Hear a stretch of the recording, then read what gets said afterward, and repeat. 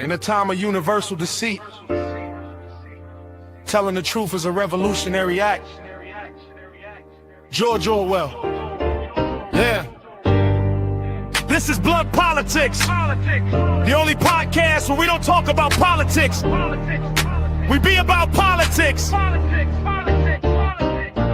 And our mission statement is to empower, educate, and encourage everyone to speak out against fascism.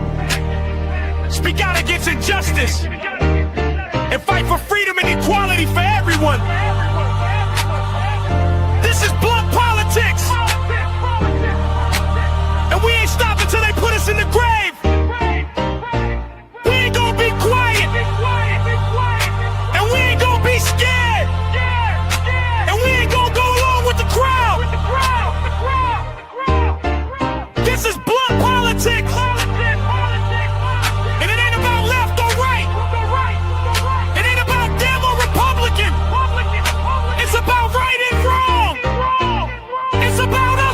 All right, gang, what do you say? What do you say?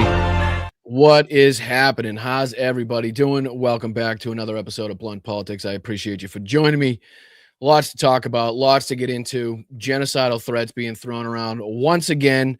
Seemingly everything that we talked about in Friday's show, all of the information that we went through, all of the lies, all of the bluster, all of the bullshit, all of the discrepancies between what Donald Trump was saying and what the Iranian side was saying and our opinions here seemingly came to fruition about 6 hours after we ended Friday's show, after the Iranians once again closed the Strait, decided to fire on a couple, I believe, Indian ships.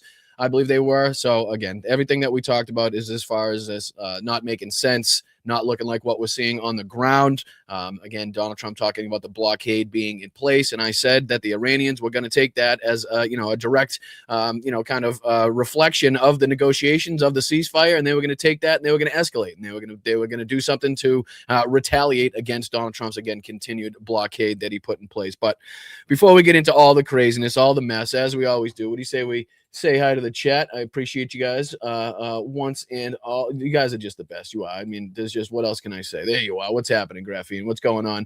Tanya, what is happening? What's going on? Good to see you back in action. Great to have you here. What's going on, Tiff? What's going on, Yaakov? I just learned that I've been saying your name wrong for this entire time, and I really do appreciate you for not correcting me, but Jesus, Yaakov, come on.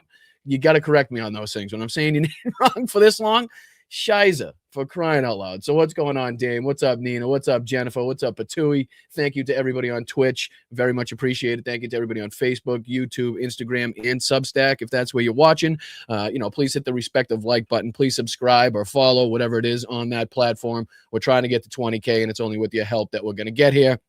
It is April 19th, just to let everybody know. We are on the eve of 420. We are on the eve of Marathon Monday. As you can see, I'm trying to rep the old Marathon Monday. Got the 617 rep in Boston here, so I appreciate you guys. We got the Bruins starting playoffs tonight, so Dad may be all hyped up. Pops may be all hyped up in the chat today because he's got the Bruins to look forward to this evening. So, again, lots to dive into, lots to talk about. We'll be talking about Donald Trump's Truth Social post, of course. We'll be talking about, again, and calling out the ongoing lies from his kind of ridiculous post that he had going on Friday. We'll look at what's going on since. We'll look at some of the rhetoric coming from the Iranian side, what they've been saying, what their stipulations are now, what's going on with these like ridiculous negotiations, non-existent negotiations. Again, even on our side, the United States seemingly can't even get their delegation correct. I think Steve Witkoff said that J.D. Vance was once again going to be going to Islamabad. Meanwhile, Donald Trump said he's not going to be going to Islamabad, seemingly sidelined. I'm not sure. So we'll be diving into it. We'll be getting into that. There's also the deadline looming tomorrow. Not to mention the 1973 War Powers Resolution that nobody seemingly is talking about. Nobody seems to be bringing up, where, again, it gives, the President of the United States 60 days with the 30-day extension, supposed to notify Congress within 48 hours. If, again, nothing is declared as far as war, then Congress, again, stipulates that the troops need to be brought home, again, if Congress doesn't outright declare war like they're supposed to. So we'll be diving into all that, because we're rapidly coming up on that 60-day mark. So I'd like to see Congress kind of get their ass in action. I'd like to see more people bringing that up, calling that out, calling for removal, calling for action, calling for fucking something would be great. So we'll be discussing all that. We're also going to be talking about, if we have time, the ongoing feud between Laura Loomer and Candace Owens. I don't know if we'll have time to get into that. Again, not one of the more important things, but we do have clips from like Alex Jones. We got a bunch of things to get into today. So like I said, hit that like button, subscribe to the channel. What do you say we dive into it here? Appreciate you guys in the chat once again. Thank you to Tina. Thank you to Laurie. Appreciate you guys. Thank you for hitting that like button. Hello, Allie. Appreciate you. Hi, Kathleen. What's going on? DPD, what's up? Thank you, guys. And we did set a goal, I believe, in the chat today. I think 20 of 20 of any super chat of any kind goes in there, and we'll see if we can kind of do an extended broadcast on one of the shows this week. I'm sure, because there's no shortage of things to dive into. So maybe a little bit of reward at the end of the rainbow, a little pot of gold at the end of the rainbow, if we can fulfill that goal. So thank you guys for everybody that kicks in and contributes every single show. I know there's a Venmo up here that a lot of people utilize, and it's not there right now. Why it's not there, I don't know. I'm kind of pointing to the sky and just nothing there. So I'll see if I can fix that. There it is. So again, there's a Venmo here. You just take a quick picture of that, sends you right to our Venmo. It's the quickest, easiest way to contribute to the channel. A buck or two is all we ask for. Anything above and beyond that is 100% up to you. If you feel we deserve that, then thank you so much. But otherwise, $1 or $2 suffices. Okay, that is enough. If everybody in the chat put in $1 or $2, just think of the damage that we could do. Just think of the difference that we can make to the channel. So appreciate you guys. Thank you so much. There's also patreon.com/Boston Brian. A lot of great new perks on there. Discounts for the merch site. Updated and added Zoom meetings that we have every single month. So a lot to check out there. Check out the merch shop as well at bostonbrian.com. Another great way to help support the show as we try to do this independently with no outside backers, resources, commercials, ads, sponsors, anything like that. No, no 14 commercials during the show that you're going to have to suffer through or skip past or anything like that. We try to just bring you the facts, the news as we see it, as we can call it out, and that's kind of the way that we're going to do things. So if you find that kind of beneficial to you, if you find some information in the show, even if it just kills some time during your day, think about contributing a buck or two. Think about signing up as a YouTube member, less than a gallon of gas for a whole month. So I think that's some pretty good value, some pretty good bang for your buck as well. But what do you say we dive on to the news of the day and kind of enough with the housekeeping, you know what I mean? Enough with the housekeeping bullshit. All right, let's throw this on your screen. We'll get into it. All the nonsense, all the craziness as it's been coming out. Let me throw this up there. Boom, boom, and it's right. Where is it? Oh, yeah, it is right here. Boom. Sorry, my apologies. There's so much that I have pulled up right now. It kind of gets lost in the sauce. Throw this up there, throw this up there. Because like I said, we were going over Friday how Donald Trump put out, I believe it was called out by Gallup as 7 lies. And I forget how much time that he put out there, but every single one of them was ridiculous. Whether it was the calls of the Strait being wide open, if it was the resolution they supposedly came to about the nuclear dust. I mean, all of the things that Donald Trump, and we went through all the posts, said on that day was completely and utterly false. Again, not backed up in reality. Not backed up by anything that the Iranian side was confirming or talking about. None of the rhetoric coming from their side. Absolutely nothing was confirming or backing up what Donald Trump was saying.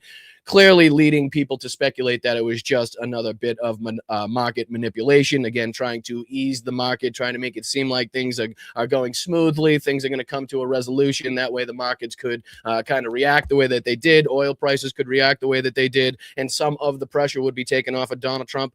Again, we jumped right back into the flames, though. Again, I don't even think it lasted 12 hours as far as his rhetoric and his bullshit was concerned, right? The blockade was still in place. Iran didn't like the blockade was still in place, and they decided to take action. They decided to say that was, against the ceasefire negotiations, against the deal that they had struck. So therefore, no fucking deal. And again, this is something that they were putting out just to kind of reiterate the control, the leverage, and the power that Iran still has over the Strait. I don't really portray what this site is kind of talking about this as what they were saying, but here's kind of a little clip just to kind of, get a good example at who's actually controlling this right now. And it doesn't seem like it's the United States. Check this out. Just a short clip, only about 30 seconds long. In Persian Gulf and Oman Sea, this is Iranian Sepah Navy calling on Channel 16. The Strait of Hormuz is still closed. We will open it by the order of our leader, Imam Khamenei, not by the tweets of some idiots. If you want to pass through the Strait, you must ask permission from Iranian Sepah Navy. All vessels that have a connection with our enemies will be targeted if they try to pass the Strait of Hormuz. Now, again, it makes far more sense to me that they would be talking about Donald Trump's tweets there. They're trying to portray this as something else by what this kind of account that posted this video was trying to say.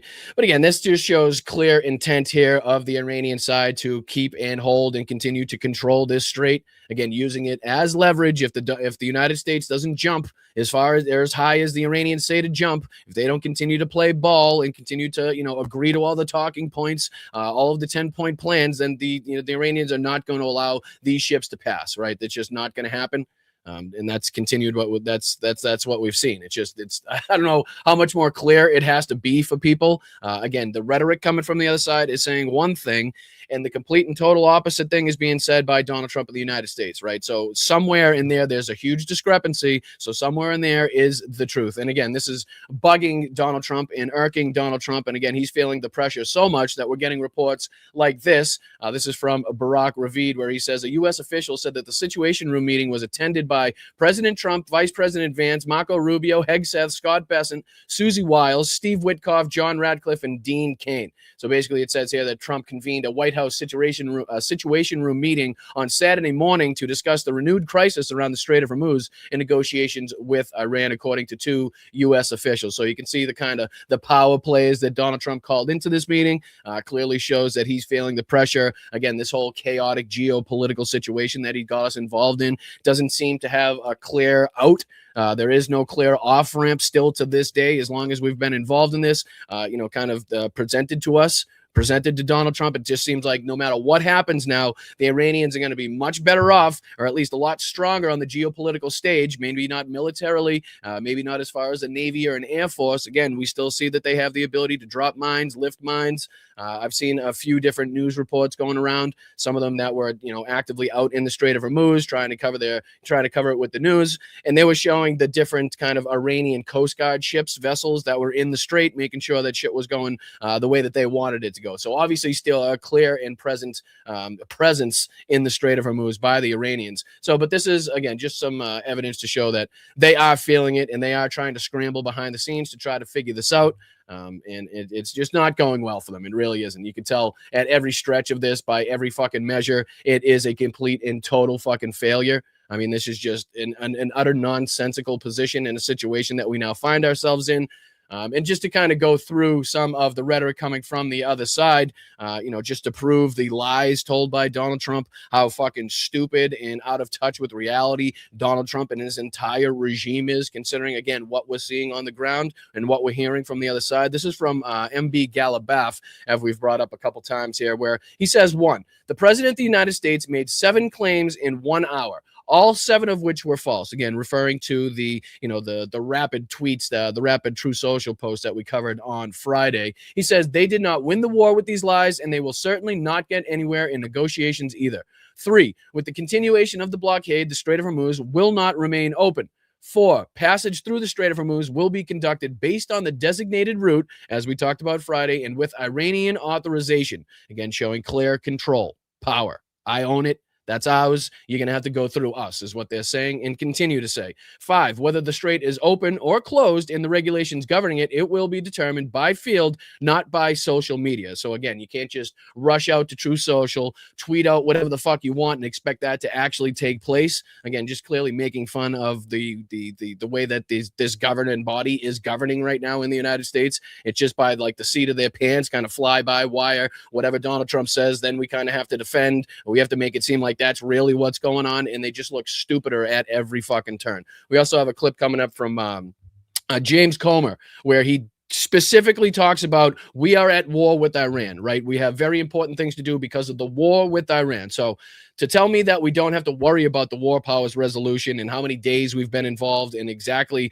the powers that lie with Congress in order to stop this after that time frame, look no further than everybody on the Republican side consistently and continuously calling this a war. Okay. He also goes on here. Galabaf says 6, media warfare and engineering public opinion are an important part of war, and the Iranian nation is not affected by these tricks. Read the real and accurate news of the negotiations and recent interview of the foreign ministry spokesperson. So again, basically, don't read what Donald Trump is saying on True Social. It makes no sense. They're all lies. If you really want to know what the hell is going on, read this. Okay, so just clear indication that the two sides couldn't still be further apart in this, and like I forgot to talk about the Lego videos too. We got a bunch of Lego fucking drops to get into as well. You know what I mean? There's just so much going on that it's kind of easy to forget. But as far as the lies that are being told, as far as Donald Trump being called out in this regard, it goes on here because this is by Dolphin Iran, one of the accounts that was closely associated with the Iranian side. Seemed to have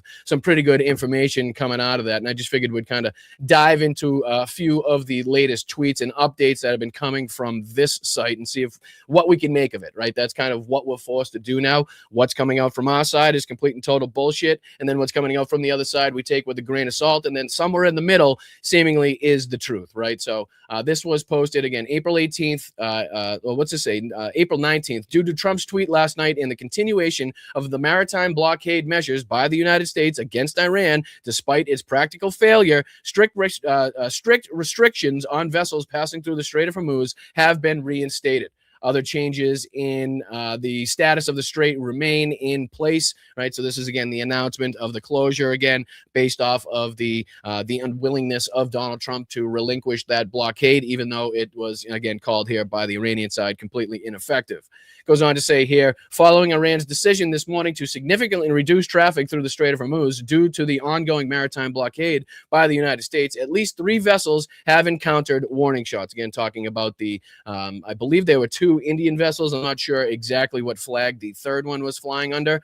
It goes on to say here, the Israeli regime has instructed its agents in Persian language social networks to use the term Delcy Rodriguez for Iran's negotiating team. The goal is to create social divisions and intensify political conflict in Iran, which is crazy because Donald Trump has another True Social post that we'll go into here, basically acknowledging the way that the support for Israel is in the gutter right now. Like both not only with his party and falling rapidly with his party, but we've also covered the drastic change in the levels of support for Israel inside of not only the Democratic base, but also Democratic politicians themselves. So again, Donald Trump's post is just seemingly another erratic kind of call out of himself and how unpopular not only he is, but also his relationship with Benjamin Netanyahu in the Israeli government right now.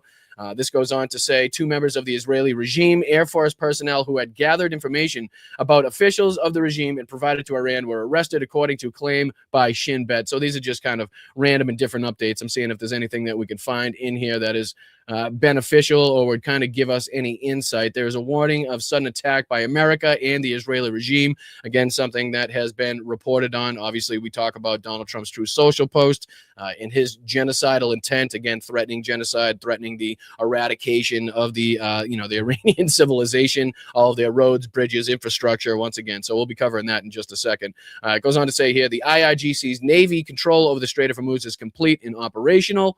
Operational assessment, combat forces dispositions, the intensifying trend of equipment transfers, radio silence, special maneuvers, extensive intelligence gathering operations, and operational coordination with the Israeli regime indicates that the United States may intend to initiate military confrontation before the end of the 2-week ceasefire.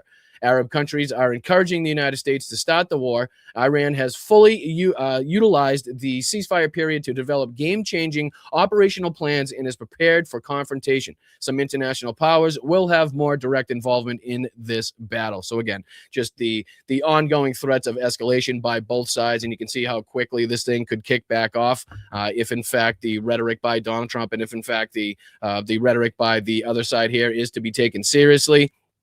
Goes on to say here, the Israeli regime has presented a list of its red lines to the United States. The regime demands the continuation of the war in Lebanon and the removal of nuclear materials from Iran. Again, clear red lines for the other side, thus showing an unwillingness to cooperate in the negotiations, to recognize what the other side is calling for, what they're asking for. I mean, this is clearly just kind of spitting in the face of all of that, saying, no, our demands are basically the red lines for the other side, right? So it's insane how that works. But let's just for a second here dive into, let's see if we can kind of change speeds real quick because I know a lot of people have been digging this. And this was another one put out by Persia Boy. Persia Boy's been doing kind of some pretty good work as far as these Iran Lego videos are concerned. And this pertains to, again, the news that we've been talking about, the lies told by Donald Trump as well. So let's see if I can just throw this one on the screen, if I got this one right, because I have about 6 of these things pulled up, and now I forget which order I have them pulled up in. So let's just see which one this is. Yo, Persia boy in the code. What? Truck Kevin again. Boom, boom, boom, boom. 7 claims in 1 hour, all lies, all caps. So we fold. 7 claims in 1 hour, all lies. So it's like almost taking MB Galabov's tweeting and putting it into this fucking Lego video, already calling Donald Trump out for everything that he got wrong and everything that fell apart in roughly, what was it, 12 hours, less than 12 or so hours after Donald Trump decided to post this shit. I think it might even be less than that. All right, play. Folding, giving yellow dust, nah, get back. Yellow cake got bombed, but we still hold the stack. Iran don't hand nothing, you can kiss the ground. What? Galibaf on the mic, you lost the war with these lies. 7 fails, now watch the empire cry. Strait of Hormuz still closed. Open only when Imam Khamenei says so. What? Not by your tweets, not by some idiot's post. IRGC Navy on the radio, boom. We the most, new phase, new rules, straight under our command. Mustafa Khamenei got the whole world in his hand. Blockade still up, then Hormuz stay slammed. You want it open, better come correct, fam. What? Strait is still closed. We open it by order of Imam Khamenei. But again, it just continues to portray a side that doesn't seem to want to give up, right? Doesn't seem like they're losing this battle. Doesn't seem like they have a weakening position at the negotiating table. Continues to show power, leverage, control, dominance over the situation, regardless of how many targets have been struck, regardless of how many ships have been sunk or planes have been shot out of the sky. They're kind of laughing all the way to the Strait, as it were, just utilizing that and wielding that as a weapon on the world stage. And Donald Trump doesn't seem to have an answer. The United States military leadership doesn't seem to have a direct answer or an off-ramp as far as that's concerned, to get us out of this position without further military action. So again, Persia Boy here, one of the production companies, one of the studios that have been pumping these things out. And again, they're all over the place at this point. It's hard to keep track of who's putting them out, what they're about, what the latest one was at this point. Again, they've gone so viral in that regard. So many different people are looking for them, searching for them, posting them. We'll be diving into. There's a few more. There's a couple more that I want to post into, but we'll have to. I want to switch up gears. I don't want to blow the load all at one time. You know what I mean? We got to make you guys stick around for a little bit. So, all right, let's just we'll keep diving into the different reports of what's been taking place here, because again, without hearing all of the sides, all of the reporting, and trying to put the pieces of the puzzle together ourselves, we're just going to be left out in the dark, and nobody's going to be knowing what the hell is taking place with any.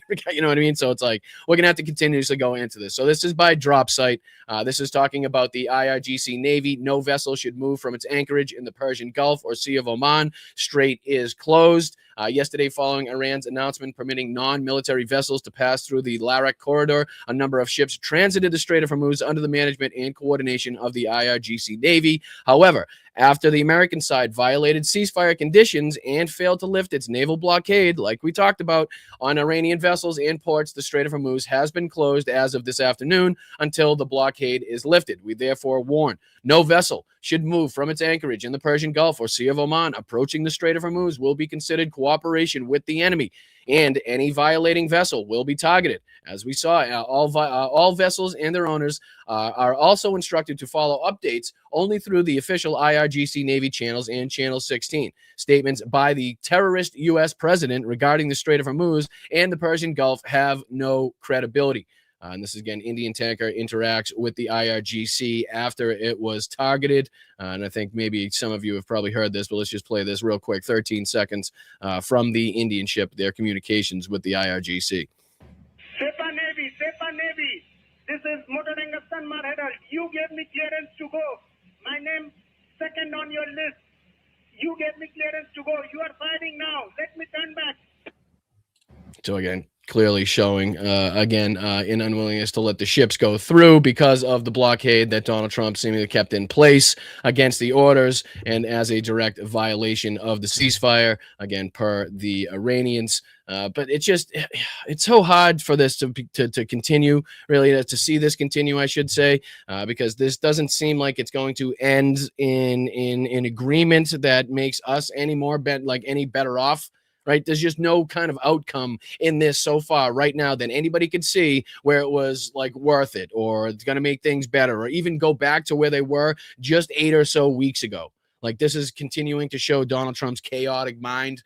He continues to show the desperation in this. Like, he continues to show how erratic and like he wants to be portrayed. That's another one of these lines that's coming out now. Like, Donald Trump's he's acting like this so that the other side thinks he's out of control and therefore they play ball. But again, that doesn't take into account any of the, what we know about the Iranian regime, how they operate, again, the kind of fanaticism that the followers of the regime have, the way that they play ball, what they take as far as kind of like rhetoric and shit like that. Like, it's only going to strengthen their resolve the more that Donald Trump threatens to, again, eliminate or eradicate their entire civilization, or take out their bridges, roads, railways, potable drinking water, whatever it may be. Like, they continue to kind of just ramps up the escalation, and it doesn't seemingly make the Iranians back down at all. And that doesn't seem to be noticed by the United States side, because they continue to allow, and not that they have any control over the dumb son of a bitch, but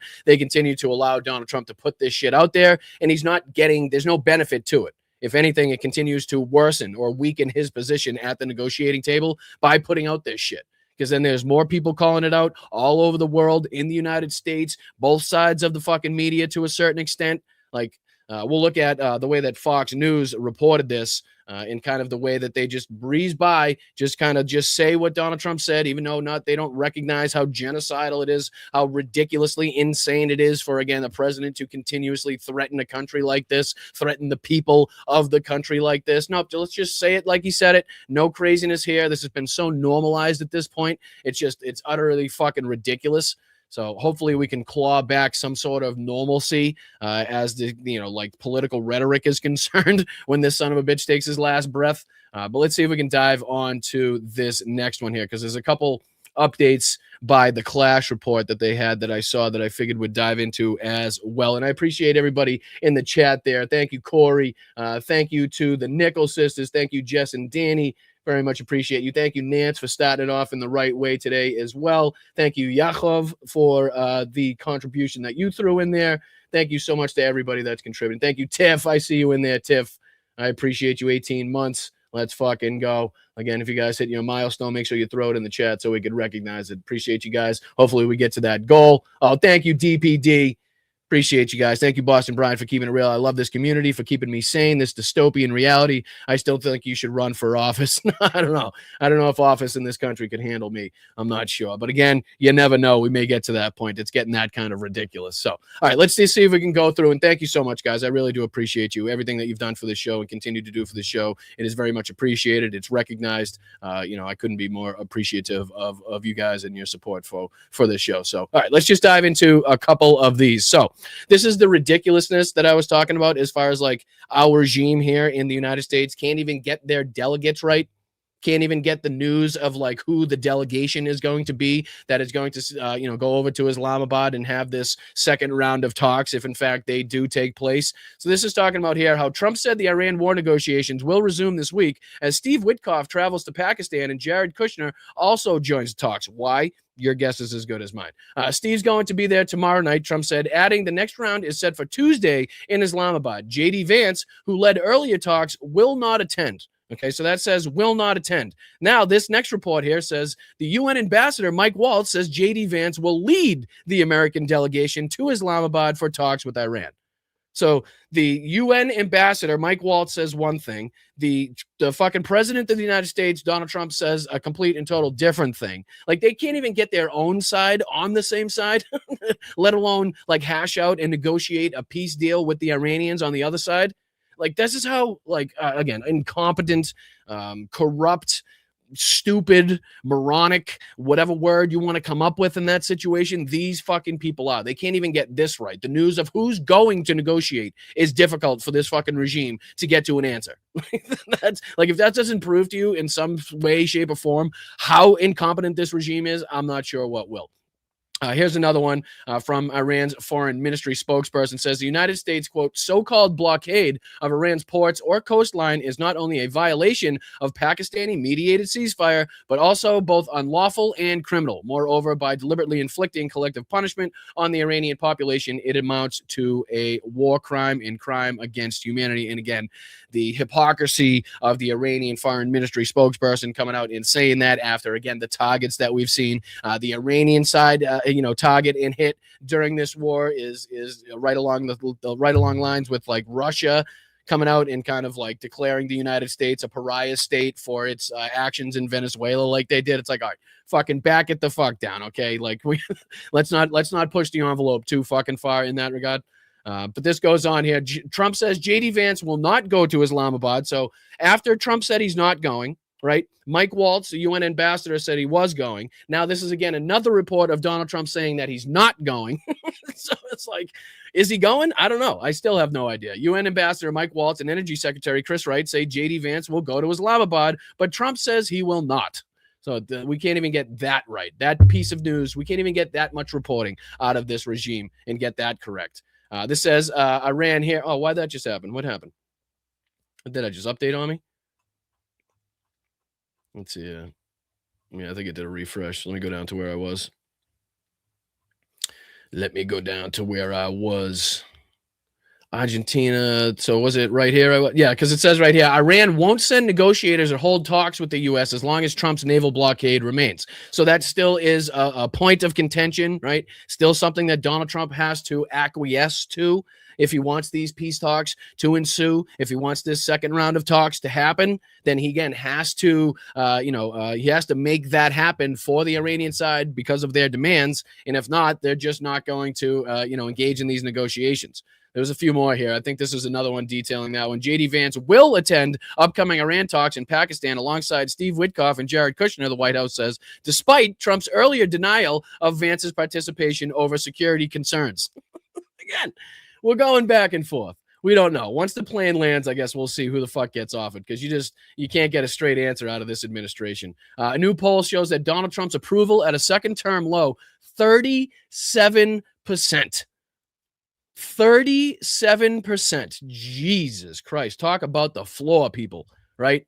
And it's only going to get worse. It's only going to get worse. I know he thinks he had some relief there with like the spike in the stock market and the lowering of the oil, prices. But again, we're not seeing that long-term peace. We're not seeing that long-term opening of the Strait, which is why the reaction took place because of Donald Trump's statements. So that is as probably as rapidly as it happened, we could see that disappear. Those gains disappear both in the stock market and with oil prices per barrel. Like that could rapidly jump back up to where it was, if not fucking even higher. If again, the Strait continuously is closed, if we engage in more military action, if we, God forbid, put boots on the ground somewhere, you can see how this gets worse and worse, the more military action and the longer this takes place. It's just not hard to see, right? It's not hard to see how this doesn't have any beneficial outcome. This is not going to end in a good way. We're not going to be better off than we were before that, no matter what the fuck happens here. So we're just trying to mitigate the damages as best as possible here and get the fuck out of this, tuck our tail between our legs, get the fuck out of this with the least amount of damage accrued and the least amount of power afforded to the Iranian regime when all is said and done. Right, that seems to be the through line of this, is just the building up of geopolitical power for this new regime of the Iranian side and what they can wield at any point in time if somebody, a country, a surrounding country, Israel, the United States, doesn't do what they want them to do. So this has just been exposed throughout the world as the power that you need to respect the Iranians because of what they control as far as the Strait of Hormuz. And not only that, but we haven't even seen the implementation of the Houthis in the Bab el-Mandeb Strait, which again would exponentially make things worse as far as global prices, shipping, oil, trade. I mean, you name it, and things would just get so much worse. So let's see if there's anything else that we should get into here as far as Clash Report is reporting. Trump reacted angrily after a U.S. jet was shot down. Oh, we saw that one. I was reporting that Donald Trump was actually like booted out of a meeting when the supposed rescue mission was going on because he was freaking out so much. His aides had to kick him out of one of the meetings that they were having. Let's see here if there's anything else. Netanyahu, I salute you, my friend. I don't give a shit what this war criminal had to say. Let's see. Anything else here? Israeli Merkava tank in the ruins of Bint Jebel, southern Lebanon. The town is being rapidly destroyed by Israel. I mean, looking a lot like Gaza, like they said was going to happen, right? The officials themselves said that they wanted to make Lebanon, or at least this Hezbollah-held territory in Lebanon, look exactly like Gaza did. Well, looks like they're off to a good start if, in fact, again, take it with a grain of salt, this is coming from that location. So yeah, it pisses me off to absolutely no end. But we've seen what's taken place, right? We've seen what's taken place with the rapid decline in support, both from the Republican side and obviously the Democratic side as well. And that's both the base of both sides and the politicians of these sides are rapidly kind of waking up to the genocidal intent and the lack of control that we have over what Benjamin Netanyahu and the Israeli government does, and how absolutely that our goals are not aligned, right? That we have no, the intent of both sides couldn't be any further apart. And that we get no benefit whatsoever from our alliedship, from our fucking partnership, and sending them billions and billions and billions of dollars in money and weapons every single year. It's just we see absolutely no benefit whatsoever that anybody could explain to me. Let's see here. This is from Global News. We'll jump onto this one. This is where Trump said, Iran got a little cute. This is during Donald Trump's what was that like psychedelic drug executive order that he was signing, and Joe fucking tiny man Rogan was standing behind the chair, and you could just kind of see the top of Joe Rogan's nose.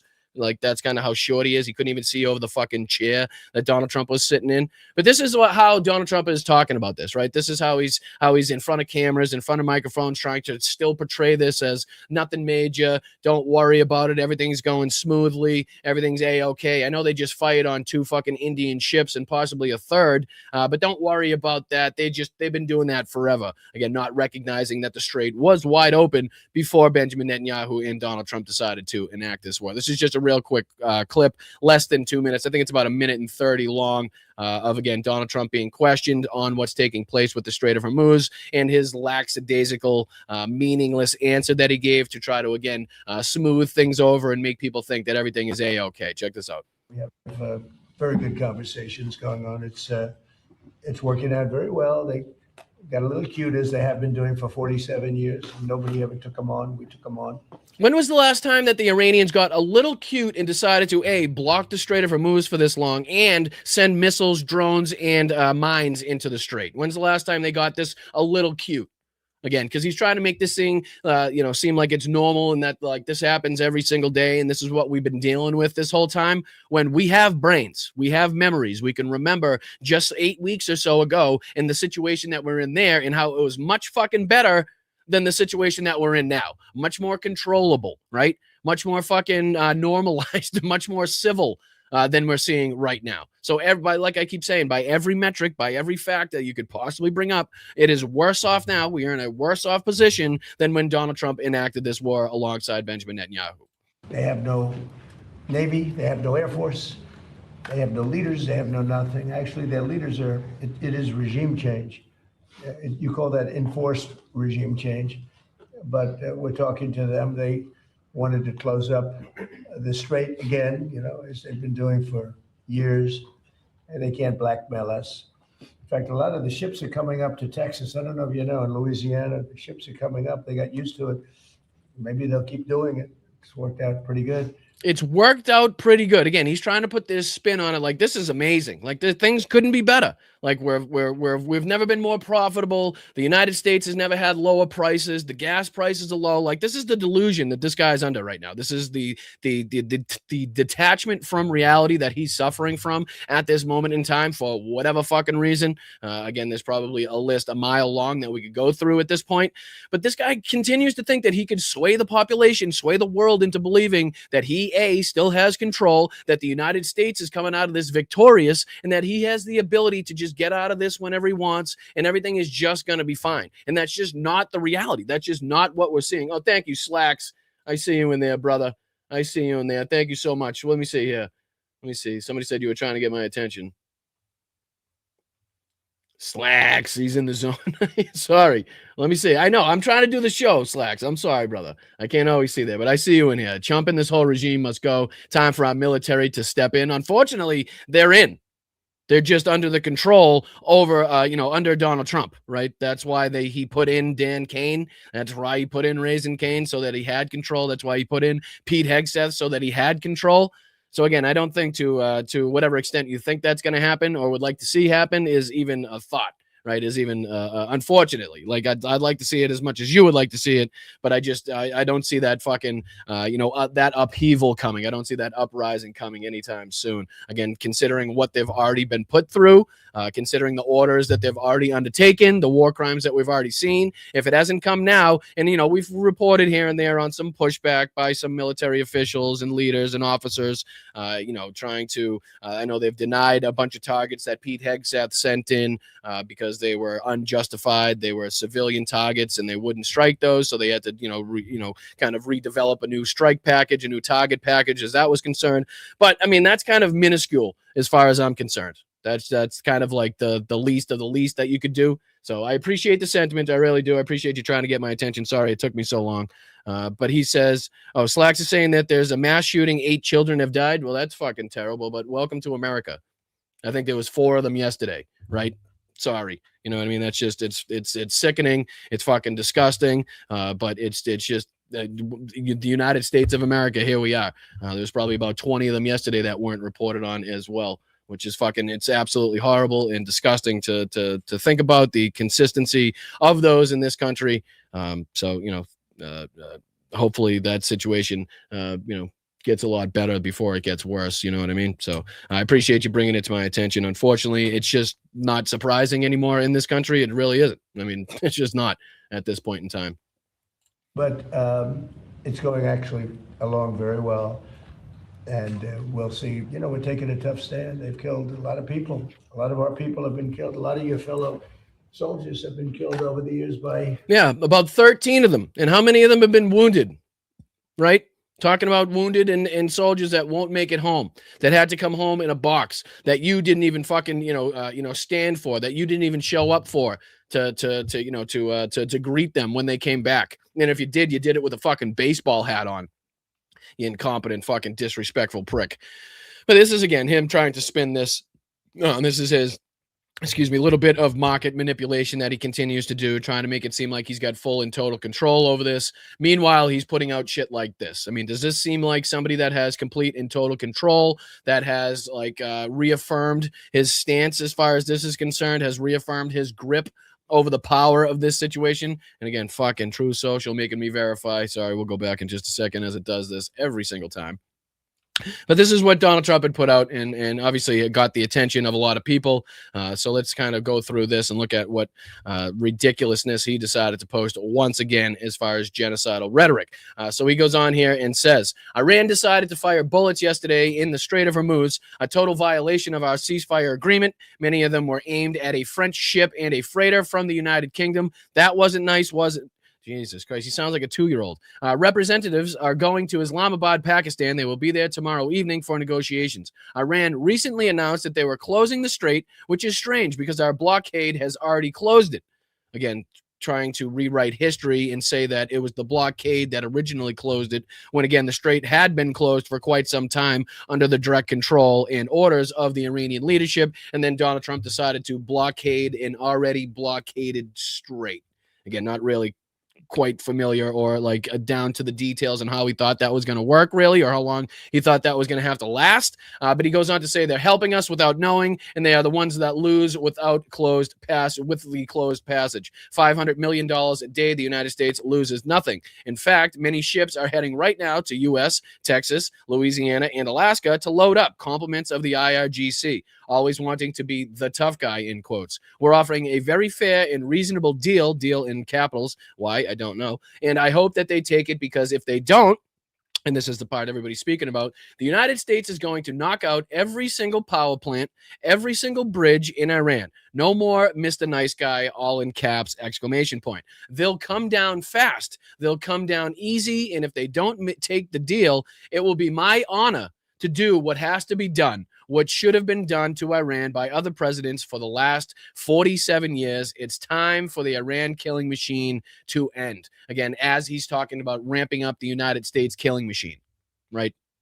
We see the hypocrisy in that. Like, we got to make their killing machine end. So what we have to do is we have to go in and kill all of them. Like, again, why that seemingly is being allowed to happen by our media, why that's just kind of being glossed over. And I know a lot of people are calling out and pointing out that it's, genocidal, just like his last. But a lot of these news networks, a lot of these agencies and people are just kind of glossing over this fact. Just another one of Donald Trump's erratic statements that you shouldn't have to pay attention to. But meanwhile, one of these fucking times, it's going to come to fruition, right? One of these erratic bluffs, one of these erratic statements, we don't know that one of these isn't actually going to happen at some point. If it's Iran that pushes it to the point of escalation and Donald Trump just says, fuck it, and throws everything in, or if it's Donald Trump who, impetuously throws the shit in, throws our military in before anything else happens because he's sick of the way he's being treated. He's sick of how he's looking like a bitch on the international stage, on the geopolitical fucking stage right now. He's being tossed around and big dicked, right? The Iranians are just consistently slapping their cock on Donald Trump's fucking forehead every single day, basically telling him to jump. He's saying how high, and if they don't control your little puppy over there in Israel, we're not going to engage in talks. Donald Trump has to control his puppy over there in Israel so they can engage in talks. Okay, we're going to have to talk about this. If you don't stop your blockade, we're going to talk about that as being against the ceasefire. We're also going to close the strait again. Donald Trump kept the blockade in place. The Iranians acted and closed the strait again, fired on a couple ships. Right. So it seems like they're the ones, again, with the power, with the control, and Donald Trump's getting more and more frustrated, more and more pissed off that he doesn't have an answer, that he can't look like the tough, strong alpha dictator controlling this, third world nation that doesn't have a navy, that doesn't have an air force, that they've, been eradicated as far as the leadership is concerned. Like, he continues to say that. Meanwhile, he's getting his fucking ass kicked in the propaganda war and, again, on the geopolitical stage by this new regime that has no powers, apparently, has no military capabilities, but is still wiping the fucking floor with Donald Trump's stupid fucking orange wig. Okay. But the fact that people aren't calling this out rightly for what it was, the genocidal intent to, again, punish the civilian population. You cannot do that. That is, again, a direct war crime. You cannot generalize the suffering to the citizenry because of the actions of the government. It's pretty clear that the bridges, power plants, drinking water and stuff will absolutely have detrimental effects to the civilian population by the tens of thousands, by the hundreds of thousands, if not the millions, the longer that this continues, and depending on how many of these targets they take out and how far they take this, right? I mean, it's crazy to think that at some point he's not going to just decide to act on this because he's got nothing to lose. He's got all the right fucking people in power right now. He's got the Pentagon under his control. He's got the military under his control. He's got the fucking Supreme Court under his control. He's got the House under his control, the Senate under his control, the whole nine yards, the DOJ, the FBI. Like, what's to stop this guy at this point from, again, not trying to stop himself from making looking like an asshole on the international stage? I just don't see what the handcuffs would be.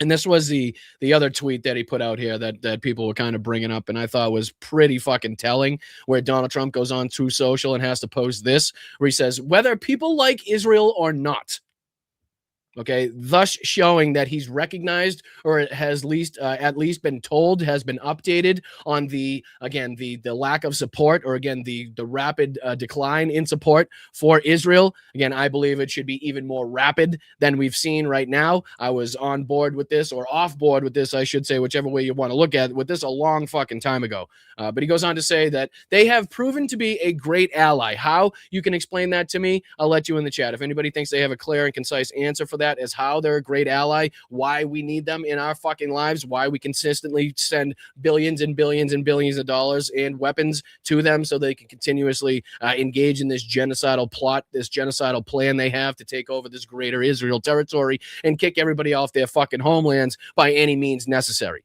Right. So that's just not something I'm fucking cool with. It ain't kosher. Sorry to put it in that terms. But they are courageous, bold, loyal, and smart. And unlike the others, they have shown their true colors in a moment of conflict and stress. Israel fights hard and knows how to win. Probably, again, just directly, like really, really excited about the war crimes that they have no problem committing. Right. Donald Trump, again, consistently been engaged in these war crimes as we've seen the strikes continue, or when we saw the strikes continue, I should say. But yeah, I found this to be very telling by Trump. Again, the decline even in the GOP, not only in the base, but as far as the politicians themselves are concerned, should be kind of a big wake up call. Again, there's no good metric for the GOP going into midterms, right? There's no good metric, right? Their own side doesn't like the allies that they're directly involved with right now in this war. The lack of all the promises fulfilled by the Trump administration, lowering prices, ending wars, et cetera, et cetera. The war consistently going on, the high gas prices, high energy prices. So not only the lies that weren't, the promises that weren't fulfilled, but we've seen the complete and total opposite of that. We've seen more wars. We've seen double the energy costs, right? We've seen the highest rise in gas prices and oil prices in history, if I'm not mistaken, in a certain extent, in a certain period of time. I mean, what is the beneficial metric? What are they selling to their base as far as this is why you should vote for a Republican or vote for the GOP in the midterms?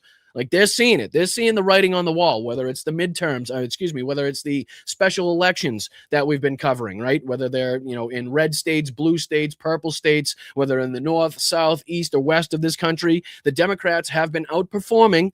And again, even if they didn't take back or win outright the election, we saw a huge jump in the voting percentages as far as, who voted for Republican and who voted for Democrat based off of the last election. So there's been a clear trend, going towards blue in these purple, even deep red districts in Georgia, Mississippi. We saw, special elections in New Jersey, Georgia, all over the fucking place. Different ballots in California that won easily. So again, all of these things add up to one thing, and it's not a good look. It's not going to be good midterms. And now more and more, we're talking about whether or not the Senate is coming into play for the Democrats in order to take back, when the midterms come around. So even the Republican commentators, even the propagandists on the right are now having to talk about whether or not, the Senate is likely in play as far as, again, like I said, the Democrats taking it back in the midterm. So obviously something we'd love to see. And so as long as we can continuously drill home these issues, call out all of the bullshit, then we're going to be right here trying to do that, trying to help our side. So just to show you how this is being covered, this is how this was presented. Donald Trump's statement there basically saying he was going to blow up the entire country of Iran again. So this is how this was reported on Fox News. And just tell me if there's not like a really, really desperate intent to try to brush by the genocidal rhetoric, to not call it out, to not make it seem too kind of, over the top, right? Just say it quickly. Don't say another word about it. Hopefully people will forget that he said it and we can go on to the next news story. But again, if you were an actual news agency, if you actually cared about the news, you would recognize how insane it is for the leader of the free world to be speaking like this. You would accurately call out the comparisons of people that used to talk like this in the past, right? And what they were involved in and how that's probably not the fucking side or the comparisons you want to be making. Right, we can all go down the list of Stalin, Hitler, Pol Pot, Mao Zedong, Kim Jong-un, Kim Jong-il, the whole fucking 9 yards. If you want to go down the list of people that, if you insert that line, whether it's the ending of civilization in Iran, whether it's Donald Trump saying here we're going to take out the power plants, the roads, the bridges, whatever the fuck, Like that would fit nicely right into any one of those dictatorial pieces of shit speeches, right? You wouldn't notice a difference. You wouldn't be like, well, that stands out as being out of place. No, sounds like something they'd say to fucking me. I can tell you that much. But again, this is a minute clip of how they covered this, reported this, Donald Trump's True Social statement on Fox News. And listen to how nonchalant, just, here's his statement, take it or leave it, you know? I just spoke with President Trump for about 20 minutes, and he told me if Iran does not sign this deal, the whole country is getting blown up. He went on to say that bridges and power. I'm sorry, no secondary anything, no pushback, no, hey, what the fuck? Did you hear what the president of the United States just said to me as far as blowing up? And one more time, again, I know this has been normalized. I know it's Fox News, and I know it's like we probably don't give it a second thought as to the propaganda, right? But this is fucking insane, okay? This is fucking insanity at the highest level. Like, there is no higher level of insanity than this, than the president of the United States actively calling for the genocidal intent, the genocidal removal, the genocidal fucking explosions, whatever you want to call it, of an entire fucking country, right? And then the news, the propaganda news agency that's so closely associated with this regime just kind of brushes past it. Hey, this is what he said. He said he's going to blow up an entire country. But on to the next story, Jim. What's the fucking weather in Ohio? You know what I mean? It's like, what? I'm sorry. Can you repeat that one more time, what you just said? This deal, the whole country is getting blown up. He went on to say that bridges and power plants will be targeted if Iran does not sign this agreement. The president. Yeah, that's pretty much included in the entire country will be blown up. I don't think you have to go on to specify roads and bridges and power plants after that. I think we get the fucking roll. I think we get the idea once you say, hey, the entire country is going to be blown up. But, I mean, does anybody, am I the only one here? I mean, you guys recognize how insane this is, right? You guys recognize how desperate, chaotic, and genocidal this is? And like for these people not to have like a secondary reaction, to not be like, hey, I just got a scoop of the president saying he was going to blow up an entire country we're at war at.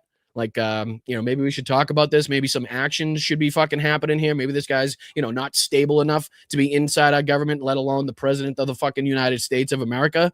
Like anything, anybody out there? I found this to be really, really crazy. Been telling me that U.S. Special Envoys Jared Kushner and Steve Witkoff are heading to Islamabad, Pakistan for meetings on Tuesday, possibly into Wednesday, to try and get this agreement across the finish line. The president telling Fox News this is a very simple deal, but this is the last chance for the Iranians. The president very clear in our conversation. And again, he just makes himself look like a fucking bigger twat every time he opens his mouth. Again, a side that has no military capabilities, a leadership that is, like fourth or fifth rate at this point, as Donald Trump has, continues to tell us, continues to get the better of him on the negotiating table.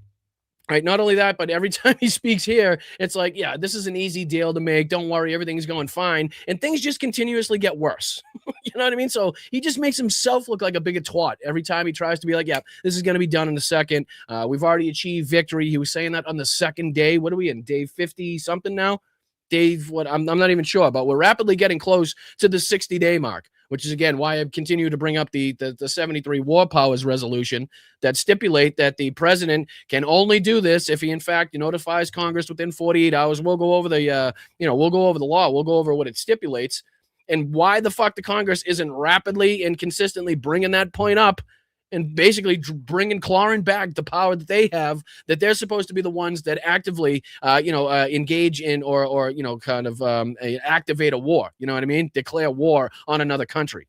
It's just, people should be up in arms. People should be screaming and fucking yelling about this. Like the deadline should be on a ticker on the bottom of the screen that consistently the whole time, because here's something that just proves my point even further. Here's James Comer on with, I don't know, I think it's Newsmax, maybe. I'm not even sure who these white Christian nationalists are or what station they work for, but fucking James Comer's on with them. And listen to what he says. Listen to how he talks about the war we're engaged with Iran. You know what I mean? It's clear rhetoric, clear statement that he says, right? There's no ifs, ands, or buts about it. So we're at war. We're clearly at war. So then who has the powers?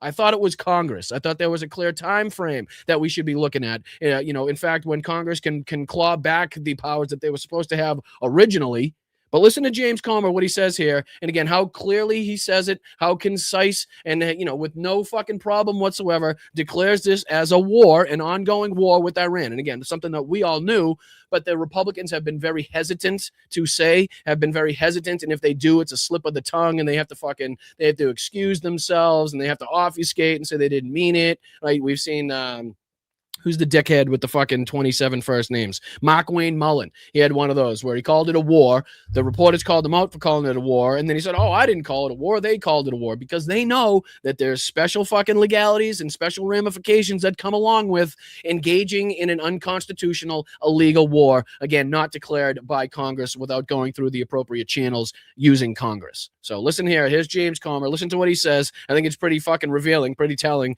if you ask me.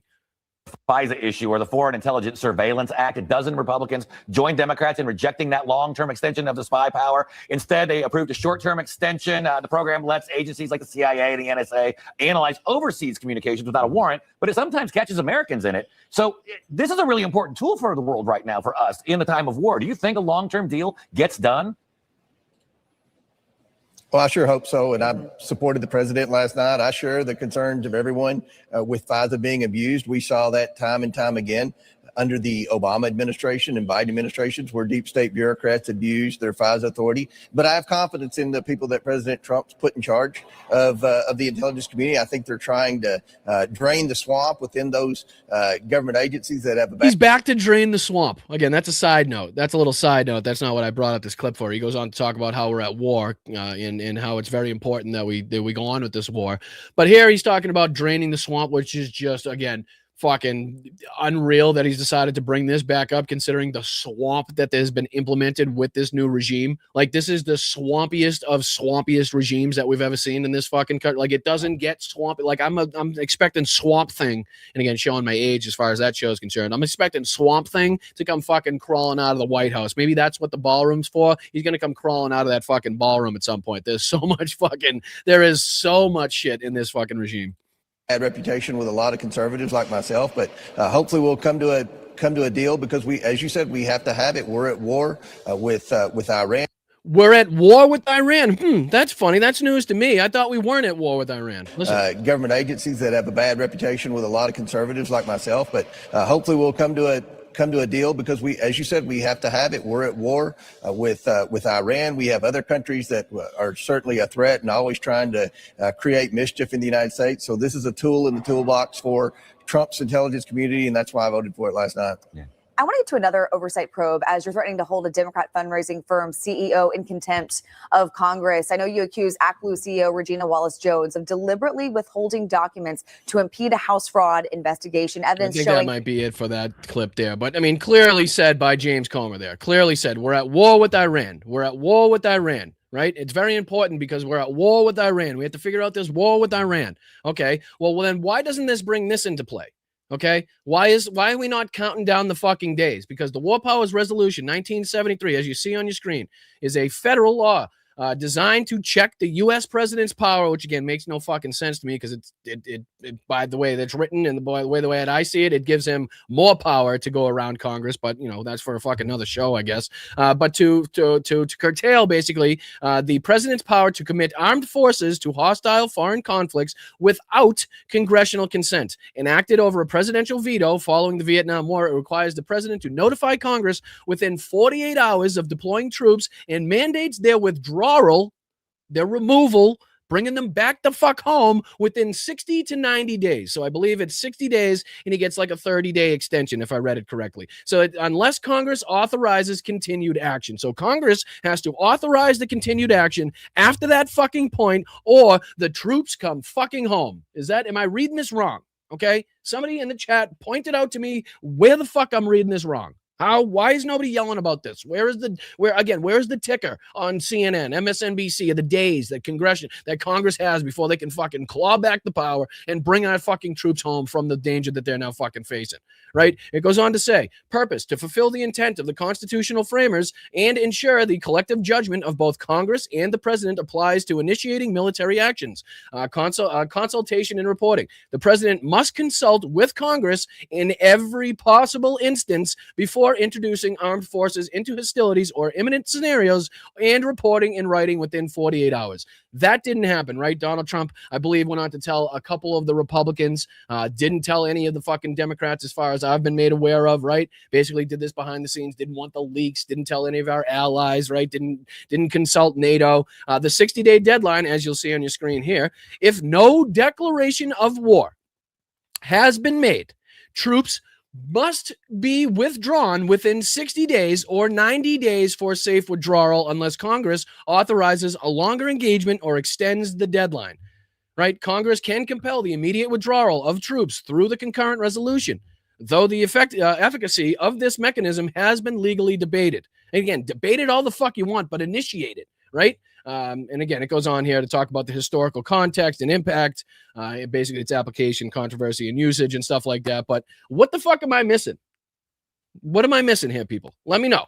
You know what I mean? Because to the way that I've seen it written, after that 60 days, if Congress hasn't authorized the continued fucking action, then the troops come fucking home and the craziness ends. Okay? And then we have to do this by diplomacy. The way that we should have fucking continued to do this, the way the last Ayatollah was engaged in negotiations with the United States as we decided to bomb their schools, their hospitals, their fucking kids, right? No, I mean, just where am I wrong? I don't know.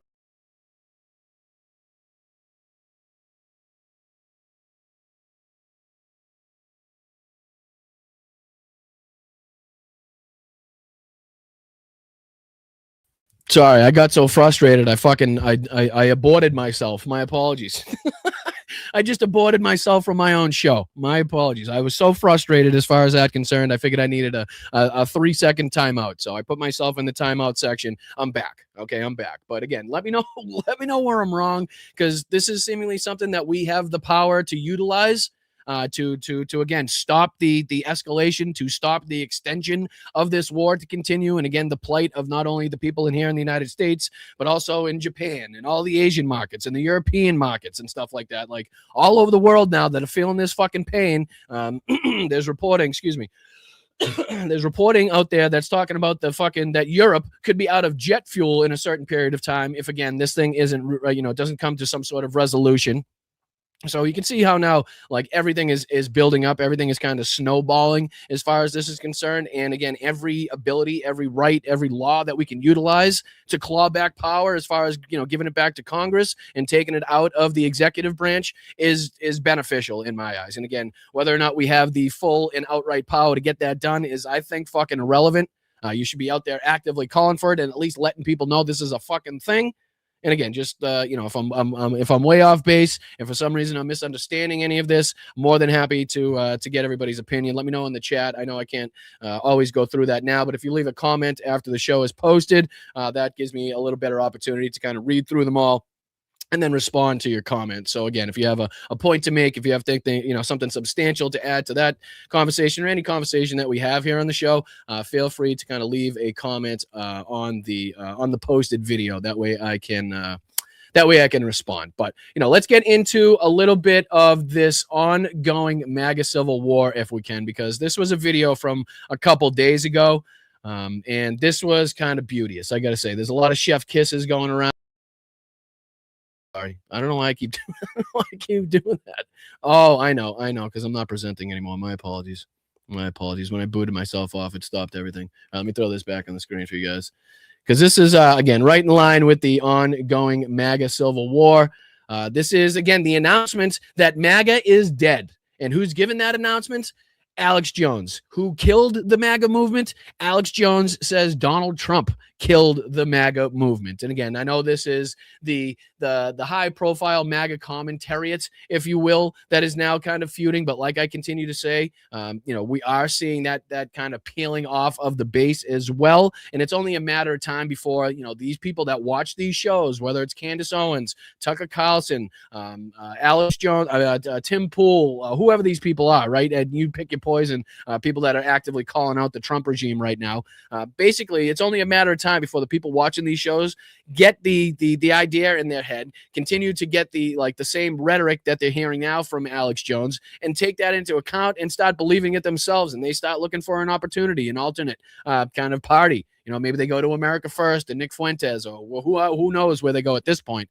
But here he is, Alex Jones, and we don't have to listen to this whole fucking rant. It's about a 6-minute rant, so I won't expose you to that much stupidity in one show. But let's just get the gist of it. Let's just get the first minute or two out of the way. Where again, Alex Jones declares MAGA is a dead movement. I think something we all knew on the left a long time ago.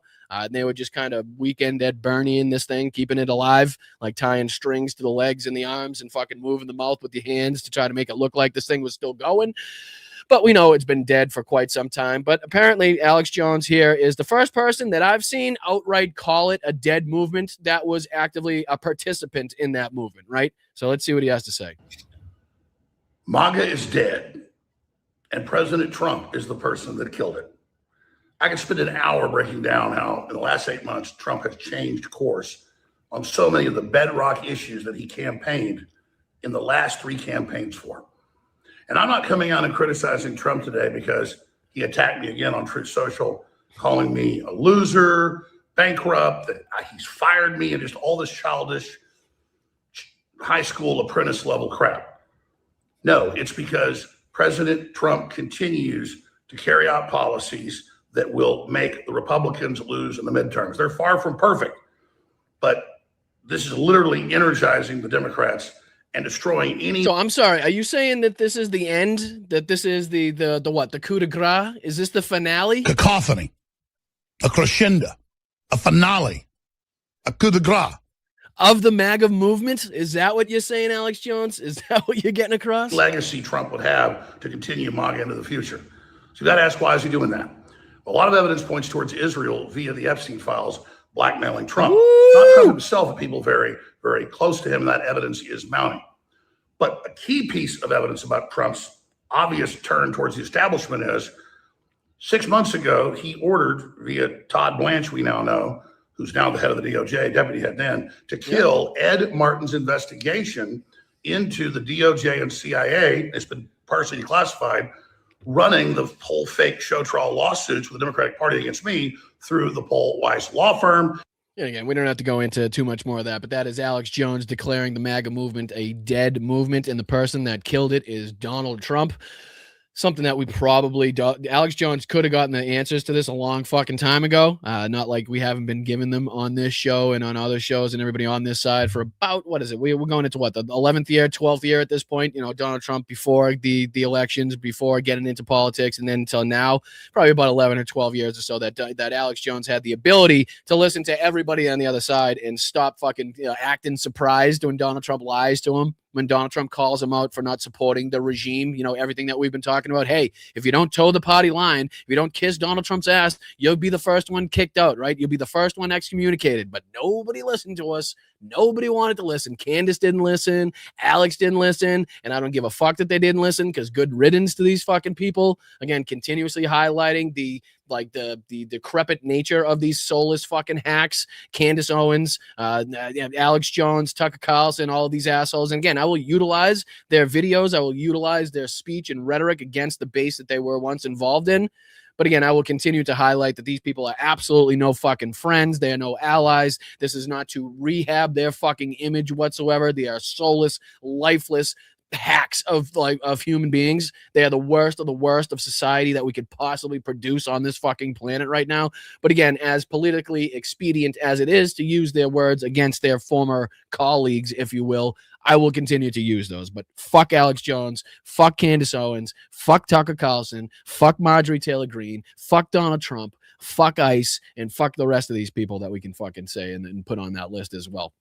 All right, let's hop into a little bit of fun. Let's get back into the Lego bangers. I know these have been coming in hot and heavy, guys. Hot and heavy. Again, I don't even remember what they're about anymore. I pulled up so many of them. I don't know. This one could be about fucking. Oh, it says up top, new Lego diss track, Trump's market game. So again, are they talking about Trump's market manipulation? Are they going into detail about how Trump has basically come out and lied several times about the benefits of the victory by the United States in this, and how everything's going to go smooth smooth and the prices can come down, like all that bullshit, just so his buddies could invest, what was it, like $700 billion in the back end to make sure that they profited mightily off of the decline or raise, as we've seen multiple times now, whether it's with tariffs or here with the war in Iran. So again, this is a new Lego diss track, Trump's market game. Let's see what bopping we get into here.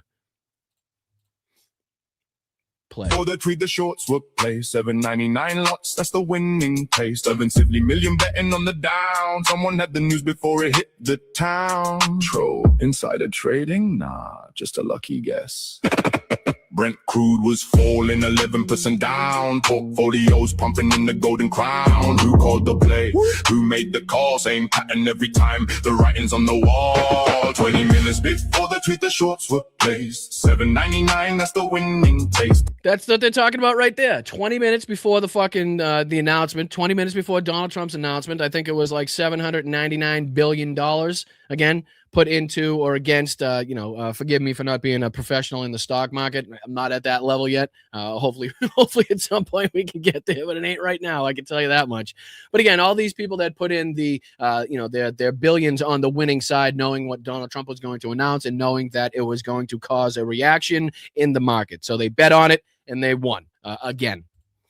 Payback. Florida says give the money back. Soldiers starving in the sand, that's the real attack. March 23, 500 million short. 15 minutes later, Trump changed the sport. April 7, 950 more. Another short position walking through the door. Coincidence 3 times. Come on, man. Now Florida's candidates screaming on the floor. Give our money back, every single law. 385 million sent across the sea. War criminal, baby, that's not chivalry. 20 minutes before the tweet, the shorts were placed. 799, that's the winning pace. Payback. Florida says give the money back. Soldiers starving in the sand, that's the real attack. Independent, drop the truth. Troops are going hungry. Food packages from families. Holy shit. Remember the other day I showed you guys on the show, like the fucking meals that were being served on like the USS Abraham Lincoln, the USS Tripoli, like the amphibious ship, and it was just like slop, right? It was just like this fucking mystery meat with a couple tortillas, and then the other one was like just in the I don't even know what you call it. I really don't. It was just like an indescribable piece of things on a plate, already in a Lego video, already being talked about. You can see here because the mail packages, there was reporting that like the mail packages weren't being brought in on time, and that like the families couldn't even send their soldiers, their sons, their daughters, kind of this food, the aid packages that they were getting to kind of sustain them above and beyond, again, the slop that they were being fed. So already in the Lego video. They stuck and blowing hungry. Mail stopped to the zone, boxes in the line. Soldiers asking Congress, why are we in this crime? They sent care packages, but the packages never arrived. Morale hitting bottom in the desert heat. Eating rations weekly, admitting defeat. While the shorts are making millions on the crude. Tell me who's the enemy, tell me who's the rule. Same account, same time, and every single time Trump tweets the news, the shorts commit the crime. Crypto recorded patterns plain to see. Third time's the charm, who's paying the fee? Someone's getting a Christmas card from Mar-a-Lago. 760 million reasons to question the game. When the man who starts the war gets the winning frame. Florid wants payback, baby, give the cooling. But the shorts already cashed up, nothing left to join. 20 minutes. So again, hammering Donald Trump on his market manipulation. Holy shit.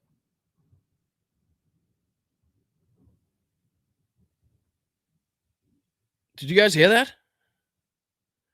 That was some pretty good thunder. Some pretty good thunder. We must be getting, hold on, let me see if we're getting a good storm here. Not much. Doesn't look like there's much action outside, but that was some pretty good fucking thunder. Gave me a little fright. But there's one here on, I think this one is Kash Patel. I think they're attacking Kash Patel once more in this one.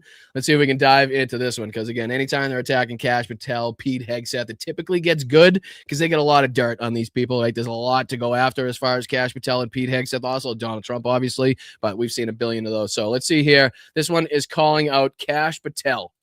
Crash, battering ram at the door. Cash, drunk. Right off the bat, Kash Patel, dressed up in his USA uniform, shit-faced, passed out on the floor, again, to go with the reporting that, sometimes it's very difficult for Kash Patel's aides Jesus Christ. The fucking world ending outside? What's going on? But it was very hard for Kash Patel's aides to wake him up because he probably had a bender, right? He probably had a long night the night before. It's kind of like, when D-Day happened. None of Hitler's aides wanted to wake him up so they could actually release the panzers that they needed to stop the Allies at the beach instead of letting them get inland. But again, nobody had the balls to wake up the Fuhrer to give him the bad news. So inevitably it went till about midday. So same thing here. We got the same type of incompetence, same type of fucking morons leading us. And I'm not sure, is that Cash's girlfriend with the doll, or is that supposed to be Christy Noem? I don't know. Take a guess, I guess. Yeah. Kash Patel, badge with a brag. Big boy talk built on the tag. Said burn it down, say clear it fast. Now you run what you used to. What's that, Charlie Kirk? Hold on. Oh, I can't even rewind, can I? Shit, my bad. I can't rewind on these. Big wide eyes, no blink, just stare. Bugged out, look like you're not all there. Late night spin, can't stay straight. About to go up, lose that stake. Crash, crash, battering ram, break it in. Crash, crash, now it all caving. Cash, hear my name, rebound. Cash, tilted up just to break it down. Same night loop, same wide eyes. Last there stuck, don't even. He's always passed out. He's always shit-faced on the ground. At least, like, even Pete Hegseth was upright most of the video that they fucking portrayed of him. Like, Kash Patel has been on his side or his back or his ass 95% of this video. Door go blast, frame get torn, top floor silent, floor get worn. Bug eye look when the lights hit back, whole room see when the image. Look at JD Vance. Hold on. I know exactly what they're doing. I know exactly. Hold on. JD Vance. Funny pick. I know exactly what they're doing. This is what they're doing right here, right above my head. This is what they're this is what they're portraying right here. That's what's going on. So, so when you see JD Vance looking like this in the background, you know exactly why. Oh shit, is that Melania? I'm not sure. Who's coming in here? Who's walking in? Can't be found when it counts the most. Playing boss, but you look like a ghost. Neon lights, but the crowd stay cold. Same fake story, getting resolved. Oh, right, because his girlfriend's supposed to be like this amazing country singer, right? Isn't that what that's going on? Isn't that what's happening here? Like, isn't Kash Patel like always talking about how his girlfriend's like the biggest country star that ever lived? Meanwhile, nobody's ever heard of her name. Country voice, but it don't hold pitch. Industry push, but it still don't hit you from the flights. Push that show, but the streams stay flat. Don't grow, big eyes wide in the front row glare. Even she know it ain't going nowhere. You said you never fall like that. The eyes. There's a problem though. The eyes are looking both at the same direction. I think they could have at least made this a little more realistic and had one pointing towards the beer and the other one pointing towards the windows, right? Because that's like kind of the representation of Kash Patel's eyes. To the window, one at the wall. Now you hear that ram come by. You said you'd take it all down. Now you can't make a sound. Cold ice crack on the edge too thin. Real one skate, they locked in. You slip one step, lose that lane. Get fast, you can't.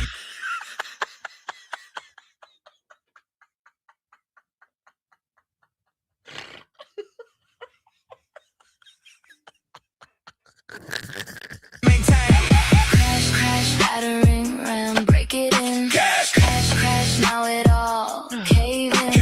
Cash, big eyes, echo loud. Built it up, now it breaking down. Crash, battering. Oh, that's too good. Too fucking good. I'm telling you, man. I'm telling you, these things are just, they're crazy. They're so crazy accurate, right? And obviously, as we've been talking about, just like how they line up with the everyday reporting that we've known about, right? With the rumors that have been going around, floating behind the scenes, actually what's taking place in reality, and they throw this all in there.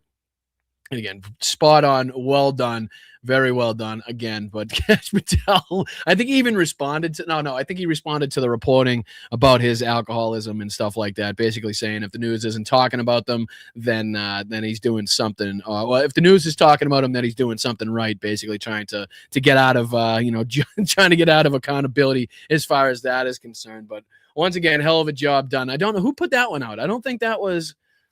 This is by Capital. It says Capital Tabloid. Again, I'm not familiar, but there are a billion of these fucking things popping up all over the place. There's even reporting to suggest that like Pete Hegseth at the Pentagon is trying to crack down on these different accounts because it's having such a kind of an impact propaganda wise. Like so many people are now sharing these videos, liking these videos, like anticipating these videos and the drops, that like it's getting to Pete Hegseth, it's getting to the people at the Pentagon and the military. And I'm sure the people that are, directly called out in these videos. But again, chef's kiss, spot on. The Hegseth one, the Kash Patel one. I still think my favorite one was the original one that we played, where we had that kind of the viral video go off. We were dancing at the first time. I still think that's my favorite one. I think shooting at the moon or tweeting at the moon while shooting at his feet, and that hook. That's the best one, I think. I think that's still my favorite. But all right, let me throw this on the screen here because, again, this doesn't bode well for the United States if this keeps going. This doesn't bode well for the eradication of the military capabilities that Donald Trump continuously comes out and tries to portray is something that happened. I'll make this a little bigger on your screen. My apologies that it's so small on there. Is that a little better right there? I'll even pop out of the way so you guys can see the whole screen. But this is OSINT Technical reporting that, once again, U.S. intelligence, and I will reiterate, U.S. intelligence, this isn't Iranian intelligence, this isn't Israeli intelligence, this isn't fucking Omani intelligence, this isn't UAE or Qatari intelligence. This is the U.S. intelligence assesses that Iran still retains 40% of its pre-war stockpile of drones, and after conducting operations to dig up buried missile sites during the ceasefire, 60% of its missile launchers. And again, not something that really bodes well, again, for the amount of power, leverage, and control they've had with just the limited amount of drones, with the limited amount of mines that they've put in the Strait. So to think that they still have 40%, almost half of their pre-war stockpile still remaining as far as drones is concerned. We still have at least 60% of its missile launchers left.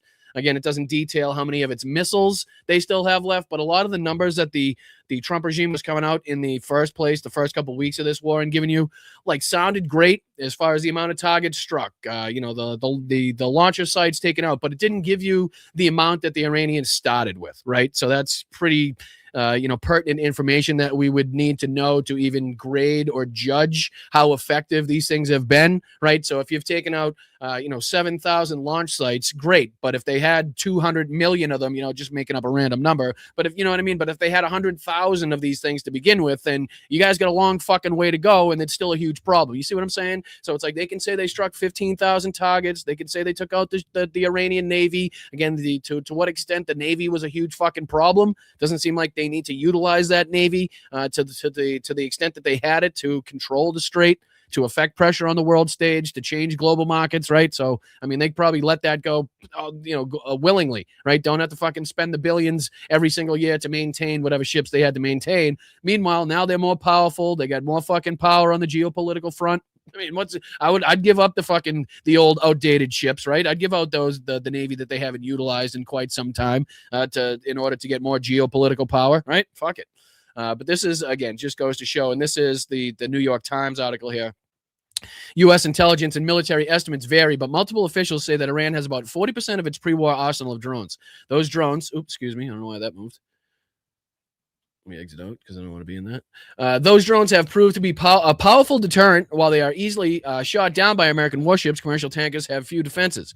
Iran also has ample supplies of missiles and missile launchers. At the time of the ceasefire, Iran had to access about half its missile launchers. In the days that immediately followed, it dug out, as we saw in some of the footage, about 100 different systems that had been buried inside caves, bunkers, bringing its stockpiles of launchers back up to about 60% of pre-war level. So again, over half of what they had before the war started, they continue to have. They continue to have at their disposal. Iran is also digging out its supply of missiles, similarly buried in rubble from American attacks on its bunkers and depots. When the work is done, Iran could reclaim as much as 70% of its pre-war arsenal, according to some American estimates, right?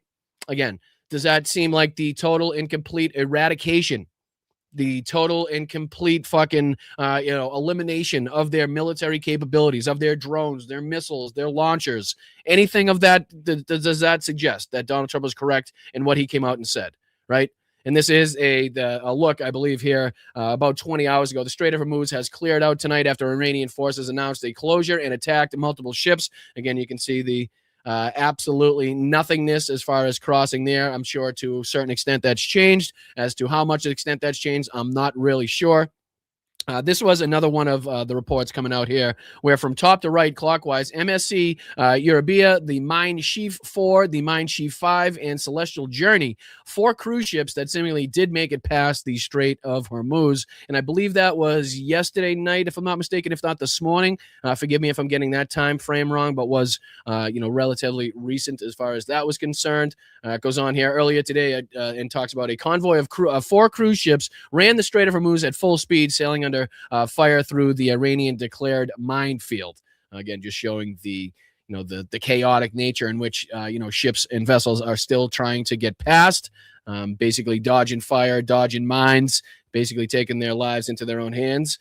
This says the Israeli military officials are preparing for the ceasefire to potentially collapse and have updated targets set in Iran, this time including the Iranian power grid, as Mariv News reports. So again, a willingness, basically the ongoing planning here to continue strikes inside of Iran, to continue their war inside of Lebanon. I have no doubt. Again, if this were to collapse in the way that I believe the Israeli military is hoping that it collapses, then they will be right back at it, if not continuing again their bombing campaign in Lebanon, and obviously their bombing campaign as reported here inside of Iran, because like it says, they're preparing for the ceasefire to potentially collapse and have updated target sets in Iran, which means they have drawn new targets for new strikes. Right, so that's telling me. That's been reported, again, suggested even on the United States side, again, potentially gearing up for more military action, and pair that with Donald Trump's statement about the eradication of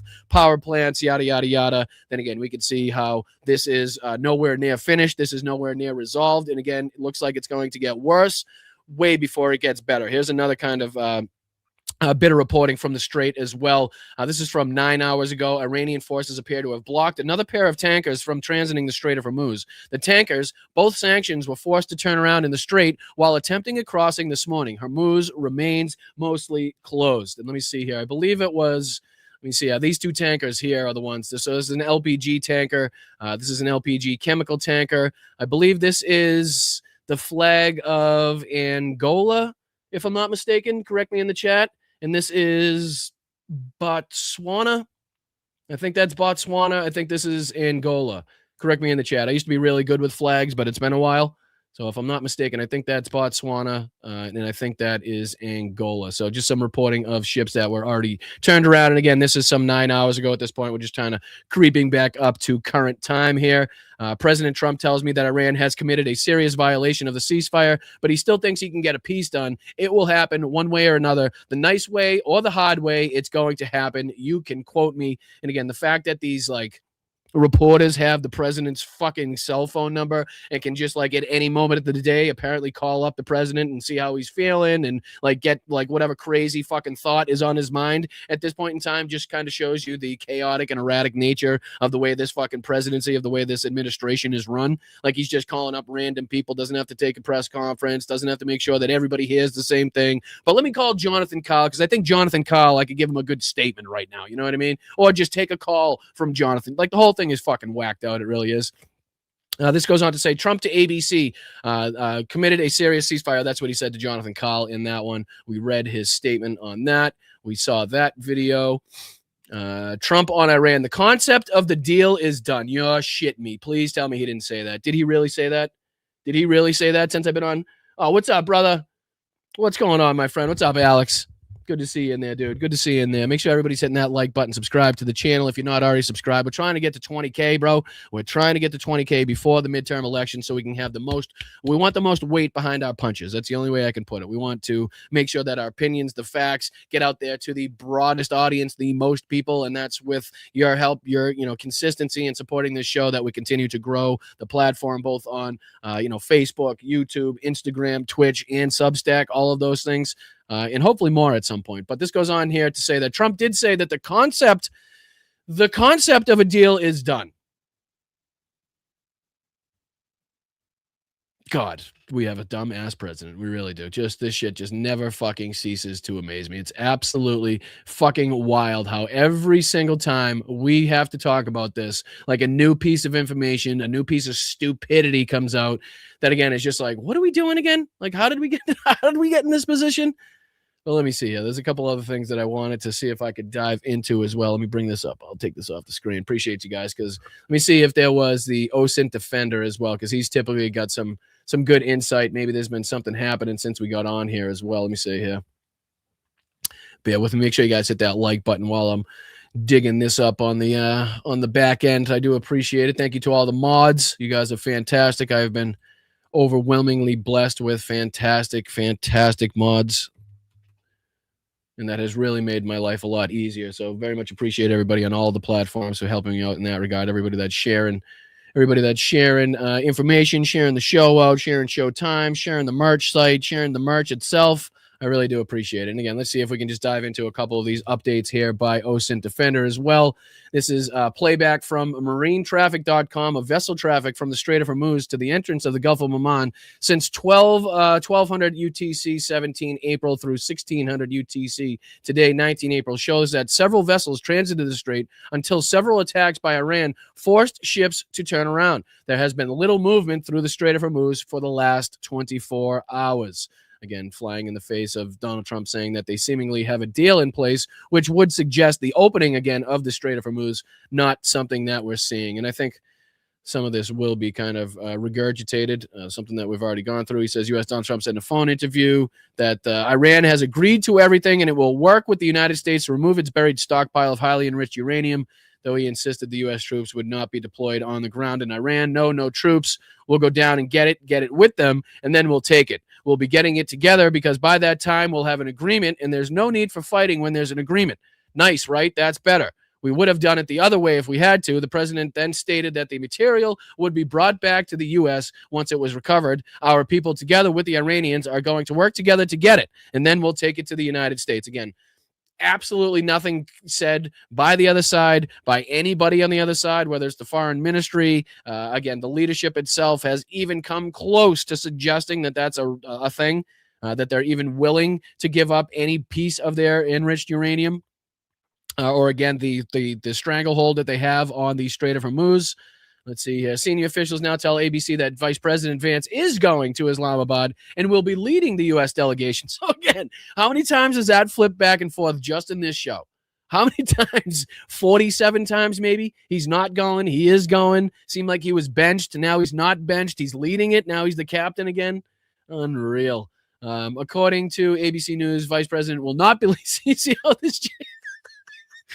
Oh, again, this is probably just like the continuation of the reporting that we were seeing on the OSINT technical. But again, it's just funny to see the back and forth that these people have been going through, trying to figure out what the fuck is actually going on.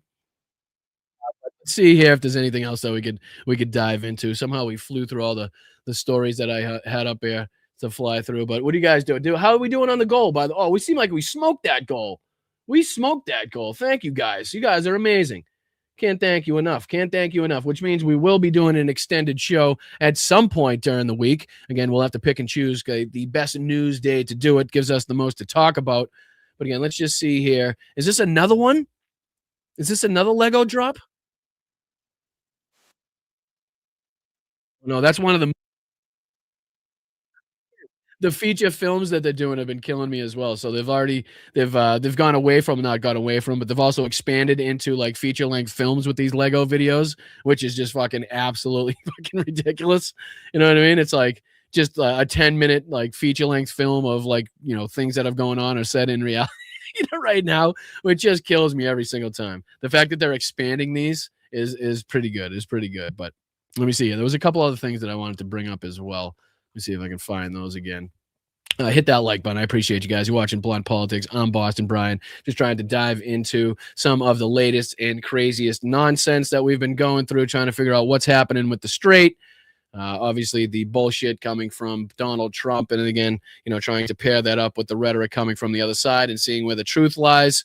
See if I can figure out here. Is there anything else that we need to dive into as far as these updates are concerned? Let me throw this on your screen. Throw that on the screen. We'll just see if there's anything else reported. So nothing else reported here. See if there's anything else reported here. Do a quick update, do a quick refresh. Just want to make sure we're kind of getting all the latest. Make sure we're up to speed on everything. This is 1743, April 19. No new negotiation meetings have been finalized up to this moment. There is a possibility of extending the ceasefire period, but the stronger likelihood is that Trump's recent statements are a deception to pave the way for a sudden attack. Right. Again, everybody talking about the potential for escalation and the resuming of the war and bombings and the attacks to continue. This goes on to say the Israeli regime has presented a list of its red lines to the United States. The regime demands the continuation of the war in Lebanon, like I said, and the removal of nuclear materials from Iran. Goes along with the fact that they've also accrued a new target list of targets to go after in Iran as well. As soon as signs emerge of an attack by America and the Israeli regime on Iran following the expiration of the ceasefire, Iran and the Axis of Resistance will initiate a different method of preemptive missile and drone strikes against the regime. Iran will not exempt America from strikes against the regime. So you can see the escalating rhetoric here is kind of coming to a head, as it were. And again, depending on what takes place with the supposed peace talks, what takes place. I know they talked for 21 hours last time. Didn't really seem to come to any resolution. Didn't seem to hash out any of the more important talking points. Everything kind of still laid on the table as far as what one side would agree to, what the other side wouldn't agree to. And they seem to be like consistently the same goddamn things in that regard too. But it's just, this whole thing has been, a debacle. This whole thing has been mishandled, misappropriated at every fucking turn. Oh yeah, there was also this one here by Preston that I wanted to dive into as well, about the Ukrainian front, also talking about the reshaping of the drone warfare. Russia tried a new tactic and apparently it didn't work. So let's see if we can dive into a minute or two of this as well. Appreciate you guys. Let me throw this on the screen for you guys. Again, Preston Stewart talking about how Russia tried to reshape drone warfare and apparently didn't go as planned. Innovations in this war is the drone wall. But did you know that Russia has one too? I mean, they literally went with the same name, but instead of a defensive focus, it's designed to assist offensive operations in a few key areas of the front, namely Pokrovsk and Kupiansk. Today, we're joined by Rob Lee and Dmytro Putyata to discuss their newest article breaking down this Russian tactic and other significant changes they've noticed in recent months. Rob is a senior fellow at the Foreign Policy Research Institute with extensive experience tracking the war in Ukraine. And Dima is a Ukrainian veteran, having served in special operations, Marine, and drone units, where he fought in Avdiivka, Kursk, Liman, and elsewhere. Now, these two have started a new free publication on Substack covering developments in the war from tactics to technology, unit structure, lessons learned, and more. So be sure. Might be a good new place to get some updates, right? If you're looking for updates on what's taking place in Ukraine, right? If you're looking for updates you may not get from the mainstream media or, the different platforms that you watch. Seems like this may be another option here. 2 Marines battlefield updates through March 31st and the April 11th. Different articles that you can see here kind of posted to this site. So again, anytime that we could get, more information from more sources, again, if they're reliable and, up-to-date sources, it's even better. But we could utilize that information definitely. Sure to check out their work at 2 Marines. That'll be at the link in the description below. And with that, let's get to the conversation. All right, Rob, Dima, appreciate you guys taking the time. I know there's about a million different directions we could take this right now. You've got the new Substack launch, which is awesome. We'll have that linked below. I really like the weekly updates. There's a monthly roll-up of Battlefield updates, and then I saw a weekly one just pop out yesterday, so that's awesome. But today, we're going to dive into this Russian drone line experiment because I haven't really heard about it much before. So maybe, Rob, start us off. What are we looking at here? Sure. So, both sides, obviously, right, both sides are kind of leading modern warfare and drone employment. They're trying to figure out how are you most effective and efficient while employing drones, both reconnaissance and strike capabilities. And of course, the structural changes are very, very new. They're constantly kind of changing. And so the employment. Come on. Now I'm not going to be able to fucking unhear that, Beth. Now I'm not going to be able to unhear that. Why'd you have to go and ruin it for me?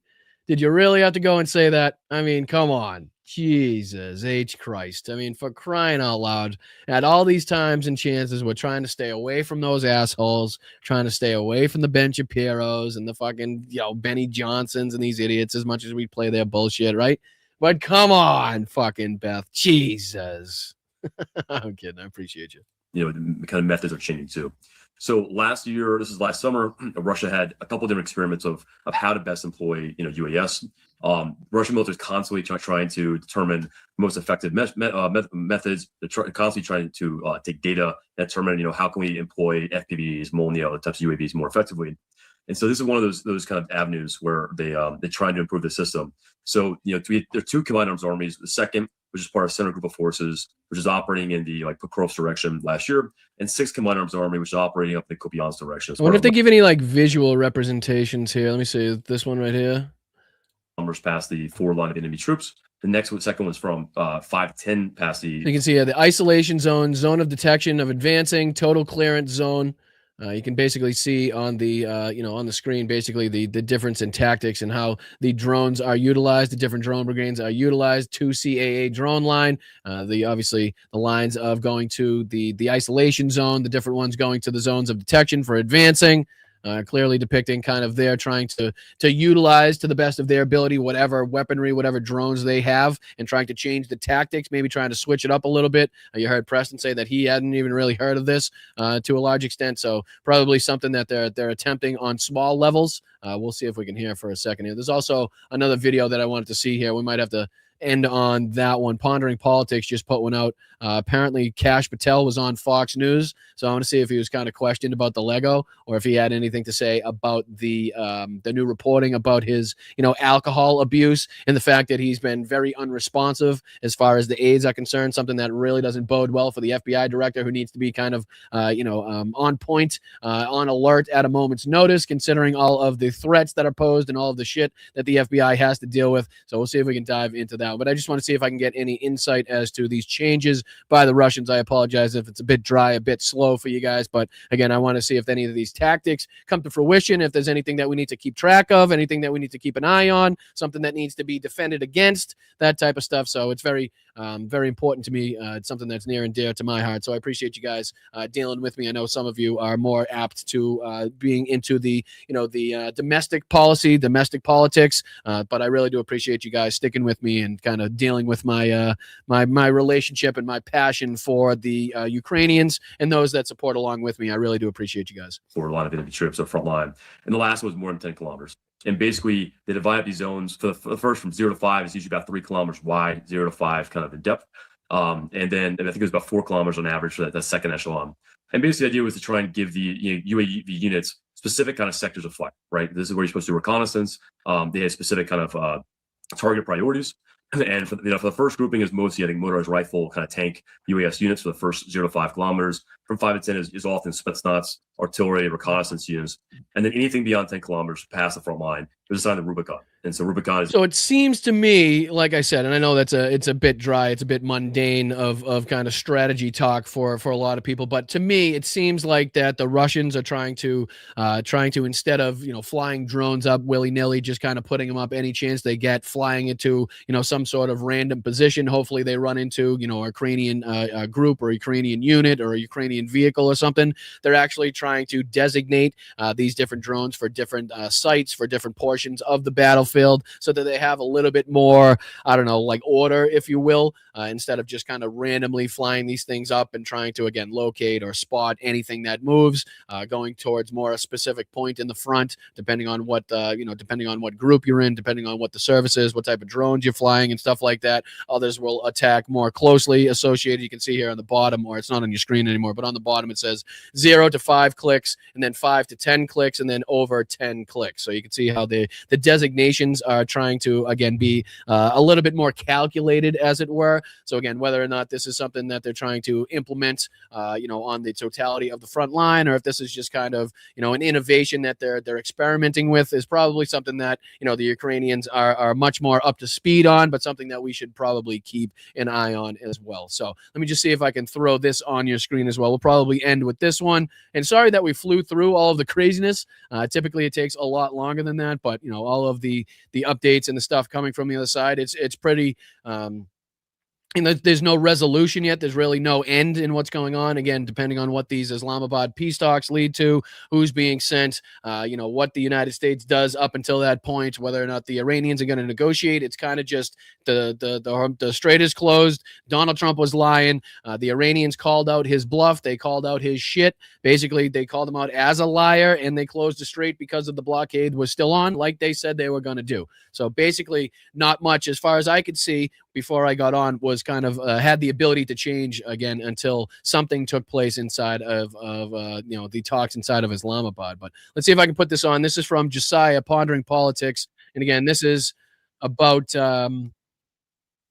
Kash Patel on with Maria Bartiromo. I'm just curious if she kind of got if they were questioning him about the latest reporting on his alcoholism and the inability that he had to kind of be woken up at several cases. Let me see if there's anything we need to dive into here. The Atlantic's bombshell report on beleaguered and incompetent MAGA FBI director, Kash Patel. Patel is visibly panicked and in full-blown crisis management mode as he desperately tries to save his job because reportedly Trump isn't just considering firing him. They're already talking about naming his potential replacement. So and you guys also hear the fact, and I don't know if this was, and again, take this with a grain of salt. I forget exactly where I saw this. So there was the report that Kash Patel was kind of locked out of his system. Apparently there was some like password conflict. There was some password issue, and Kash Patel's thought went right to a holy shit, I was fired. Basically, I've been removed from my position. So you can see how all of these people are kind of walking on eggshells, and at any single point in time, one wrong move, one fucking piece of propaganda that was misspoken, something in which they didn't defend Donald Trump the appropriate way. These people are out the fucking door, just like Pam Bondi, just like Greg Bovino, the rest of the people that we've seen, right? I mean, the list is endless as far as that's concerned, going back to Donald Trump's first administration and now the second administration.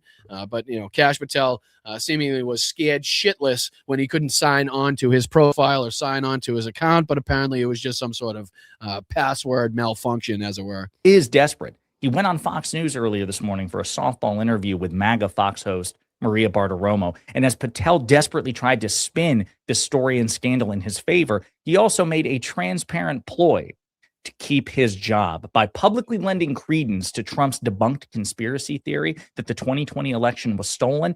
And Patel promised that there would be criminal prosecutions at the other end of it. He's bringing out all the stops now. So he knows that his ass is on the line, right? Like his ass is about to be grass and Donald Trump's the fucking lawnmower in this regard. So now he's doing anything he possibly can. I'll go after the 2020 election. We're going to fucking prosecute anybody that had anything to do with the 2020 election. I'm sure it's not long before he brings up January 6th and trying to prosecute people for, the January 6th committee and everything else that Donald Trump has said that he wants to see happen. I'm sure next he's going to say he's going after Jack Smith, all of these other people. Like he's going to start fucking rolling out all the hits here to try to save his ass. You be sure. Tulsi Gabbard, he's just desperate to cover his ass and save his job. But before we unpack all that, if you end up liking this video and you want to support the channel, please be sure to hit the like, subscribe, and alert bells before you go. All right, folks. So again, the first part of this pertains to the Atlantic's bombshell report, which alleges that not only is Patel incompetent and disliked and disrespected, but also that he has had inexplicable absences, that he has been, caught abusing alcohol, that he's drunk, that there have been times that the FBI security detail seriously considered breaching the door to his residence because he was non-responsive. And this is all from a report that interviewed dozens and dozens of sources. Okay. So with that in mind, I want to play those clips and then. So again, not like one anonymous source, right? Not somebody on the condition of anonymity, a bunch of different people that reported this. So again, something that's probably more corroborated than uncorroborated at this point. And again, this is above and beyond the talking point, the rhetoric that everybody was bringing up, that Kash Patel was like abusing the private jet. Obviously, we saw him go to the USA hockey game. We talked about him kind of flying back and forth between him and his girlfriend's podcast.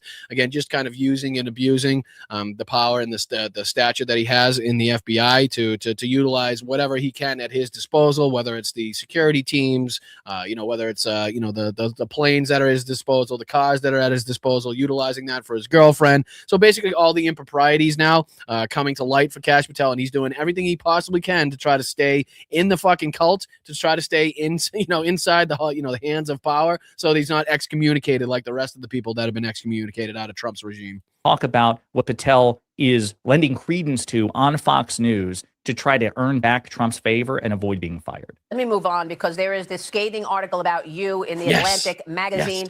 The Atlantic magazine director is alleging that you... How much do you want to bet? How much do you want to bet? Hadn't seen this. This just came out. But how much do you want to bet that he repeats kind of the tweet that he put out? Basically, if the media isn't talking about me, or as long as they are talking about me, I must be doing something right. How much do you want to bet he pulls out that rhetoric? Something along those lines. Have a drinking problem, that it is getting in the way of your work running the FBI. What is your response this morning to this article? Look, Maria, you and I have been at this together for a long time, whether I was leading the investigation on Russiagate back in the House, or my time in the Trump admin one and now. And the results, I say, speak for themselves. If the fake news mafia isn't hitting you personally with baseless information in Washington, D.C., then you're not doing your job. And it's called it. Fucking called it. That's all these people have, right? They think they put out a banger of a tweet. Next thing you know, they think they got their fucking lines for the next 27 interviews, right? That's all they do. It was the same thing. Oh, who did it the other day? Was it Tucker Carlson or Candace Owens or one of them? Basically, it just, everything that they said was just a recitement of the tweet that they put out. It was just nothing else, line by line, word for word, the tweet that they put out, because they thought they had something like banger that they put out. It was going to like really get them out of the accountability that they were facing. And really, it just makes them look like an asshole. It makes it seem like they have no clue what they're doing. They have no answers for anything. You continue to bring up, what do you say, Russiagate?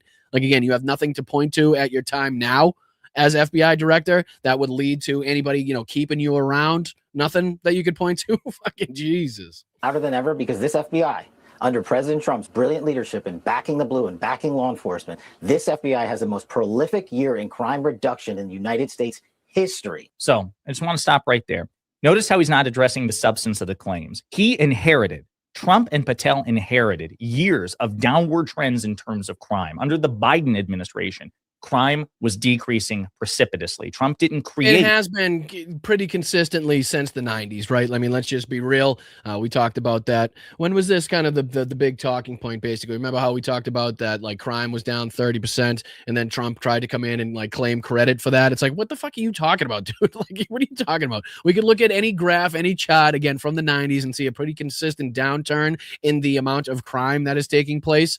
So for Kash Patel to come in and say it was, like, just because of him, or just because of Dan Bongino that this stuff was happening, like, it's just fucking totally untrue, totally false. And you can look at the consistency and, again, the arrest records, how many people, and again the rate in which crime has been dropping, to recognize that trend. He did not create that data point, nor did Patel. They inherited it from the previous administration. You know where crime spiked in recent modern history? Under Trump in 2020. So it was Trump's fault. Trump caused crime to skyrocket. All right, and they continue to point to that spike under COVID as like the justification for the ramping up of like law enforcement. They continue to point to that to justify the ramping up of the DHS actions, and obviously what we've seen ICE engaged in. So they continue to try to use that, and again, they don't recognize who's responsible or who is in power for that change there. And then Biden worked year after year to get it down. And then he handed that off to you. But again, know how he's not addressing the substance of the allegations. Instead, he's deflecting, look at how amazing Trump is on crime.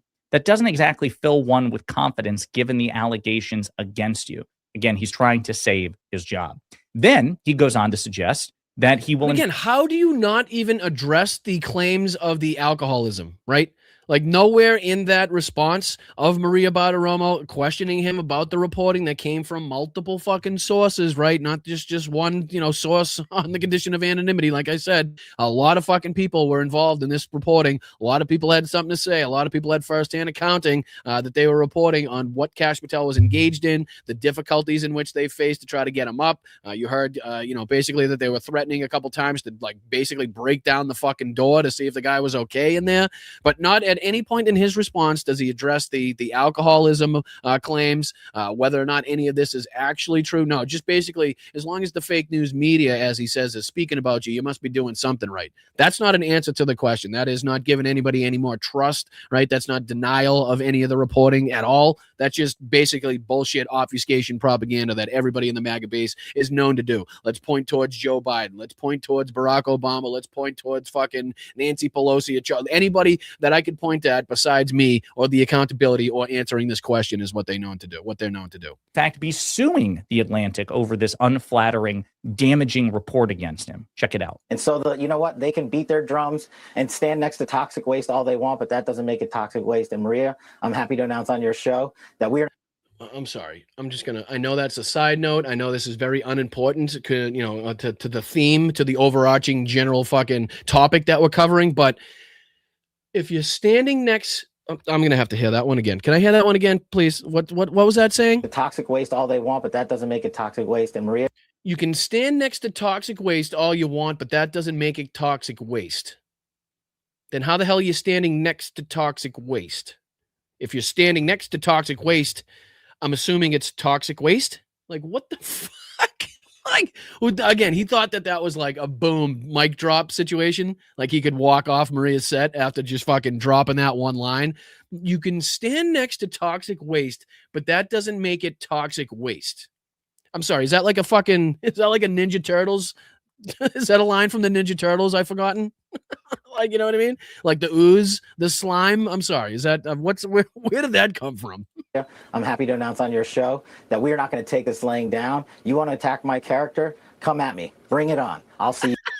It's really funny that he said he was going to attack this lying down, considering that in the Lego video that really fucking hammered away at Kash Patel, 99% of the video, he was on his back, drunk, passed out on the floor.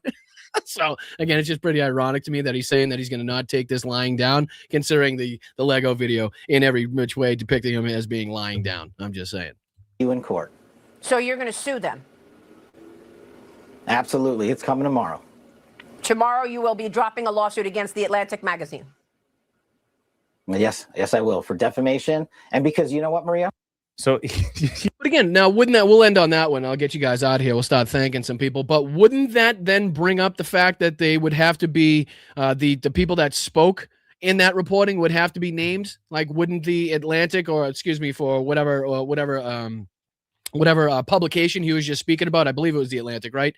Like, wouldn't they then like reveal the people that were in the reporting and be like, well, again, it's not coming from us. It's coming from these people who are supposedly on the inside, know Kash Patel, work on his security team or something like that, that gave us the information. We just reported on it, right? So again, I don't think that would bode too well for Kash Patel, because that might expose the people in his team that were readily talking to the Atlantic, giving them the information behind the scenes. Again, I'm no lawyer. I'm not, an expert on the disclosure process or how that goes as far as, sources and how long or the ability they have to stay anonymous. But again, I would suspect that would bring up the Atlantic's ability to say, well, guess what? We didn't make this shit up.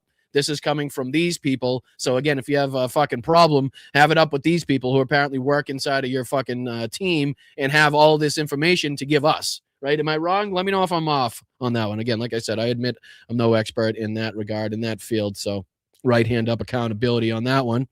But all right, let's I really do appreciate you guys. Another great show, another fucking ton of nonsense that we had to dive through, again, stemming from the reclosure of the Strait of Hormuz to all of Donald Trump's lies that he told on Friday, which we were absolutely right about.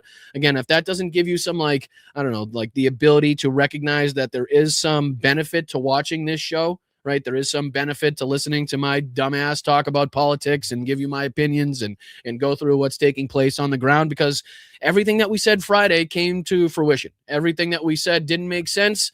didn't make sense. It didn't happen, right? All the lies that we called out were lies. So again, that should show that you, you're not spending your time unwisely by watching this show. It is not a waste of time. And I think we're getting better and better at, again, staying ahead of the news, getting on top of, the current events and talking about the main things that need to be discussed in order to figure out what the hell is going on. Obviously, you throw in the Ukraine coverage here that a lot of people aren't doing on the left. And, I hope that you get some benefit from the show. That's all I got to say. You know what I mean? And I do appreciate everybody that's been, contributing, everybody that shows up show after show. Again, if you pick a couple shows during the week that you can get to, some of them I'm sure you can't get to, that is very much appreciated as well. The people that get here every single show, even better.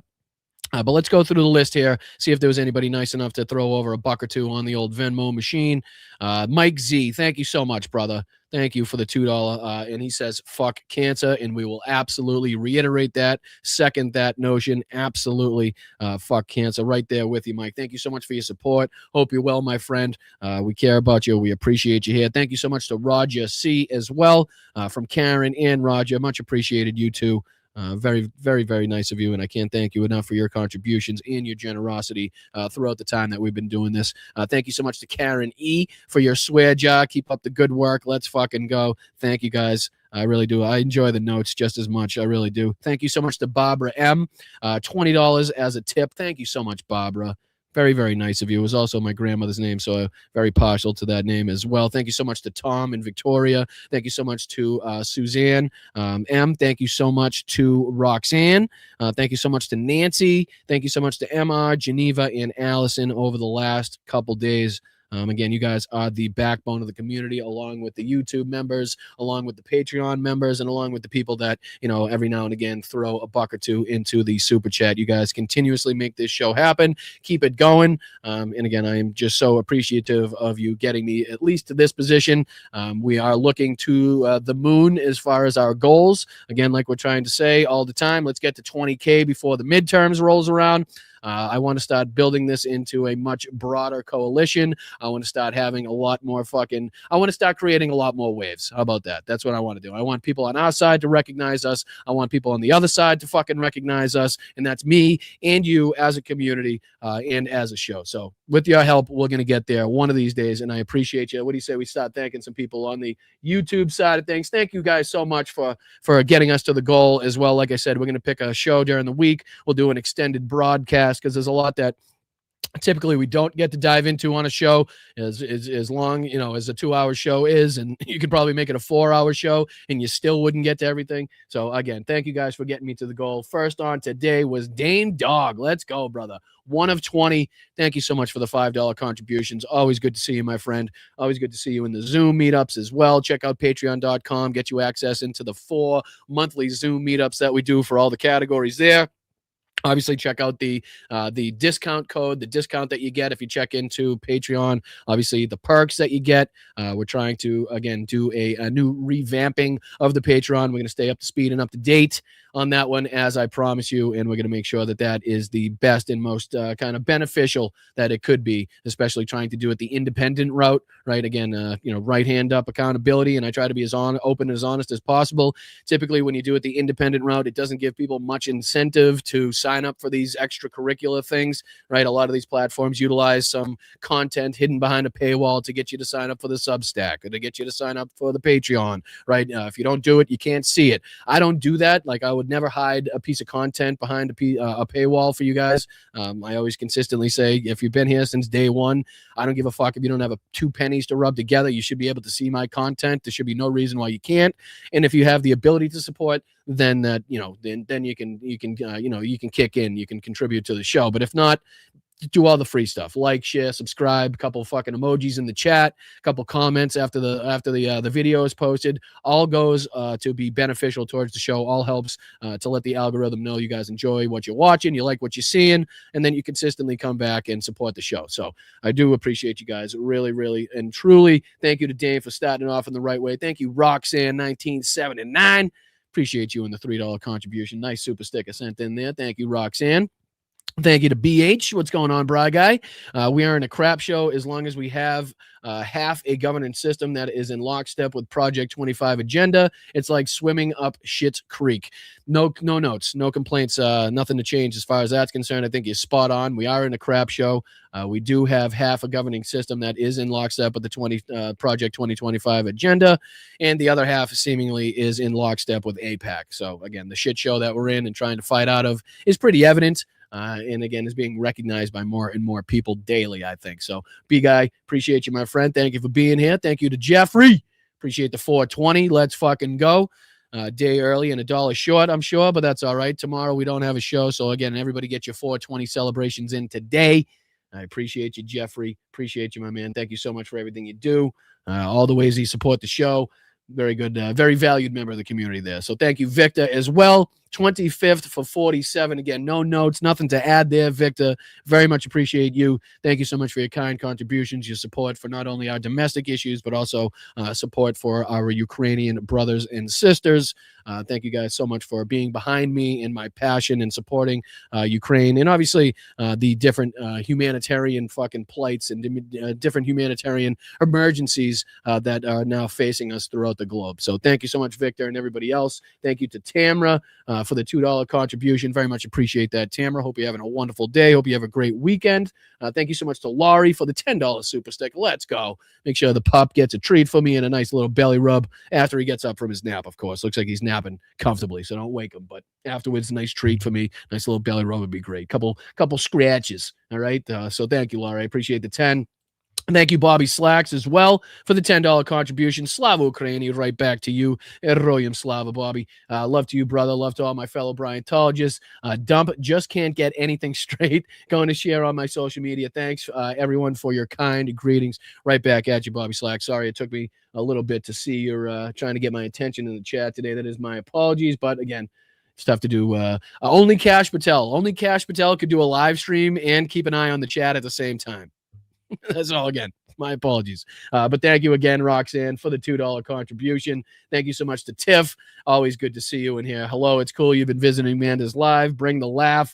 Bobby loved it. I appreciate that. And again, we had a good time last night. A couple of good laughs to be had in a crazy time where, again, there's not a lot to laugh about. So anytime you can get out there and change the subject, change the mental game, as it were, get a couple laughs, get some fresh air, something that we are big on here, where you guys get out, walk the dog, ride a bike, play some golf, whatever it may be, but kind of decompress, disconnect for a little bit, whatever amount of time kind of, rejuvenates you. I think it's very important that you don't just continuously suck off the fire hose of news like everybody else consistently does.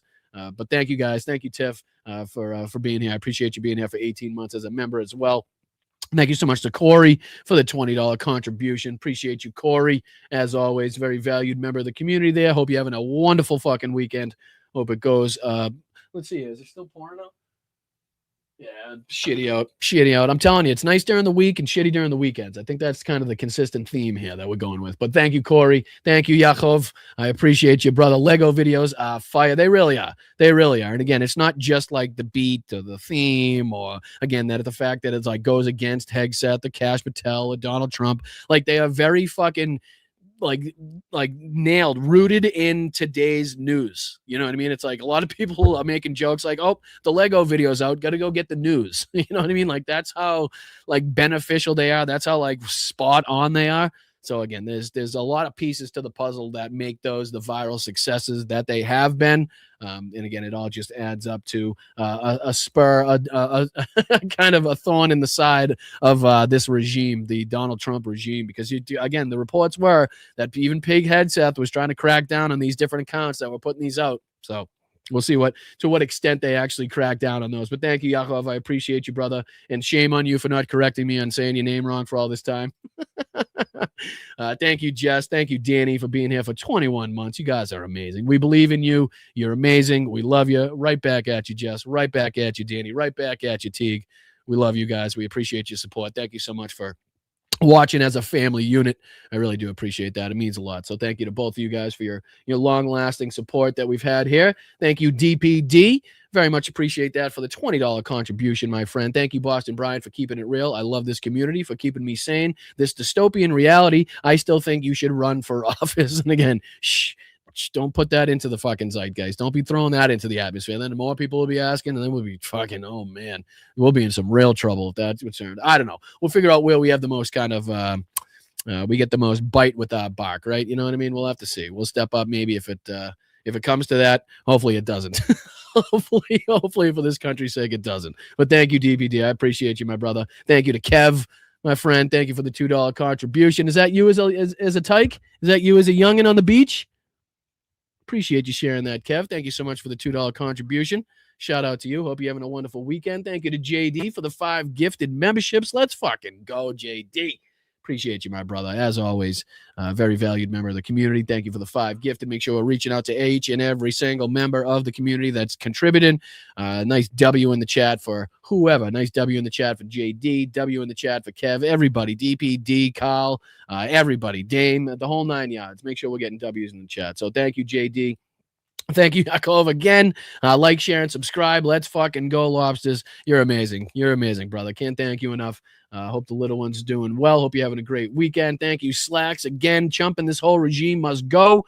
Time for our military to step in. And again, in a just world, in a right world, I think that's something that, we would hope for, we would expect.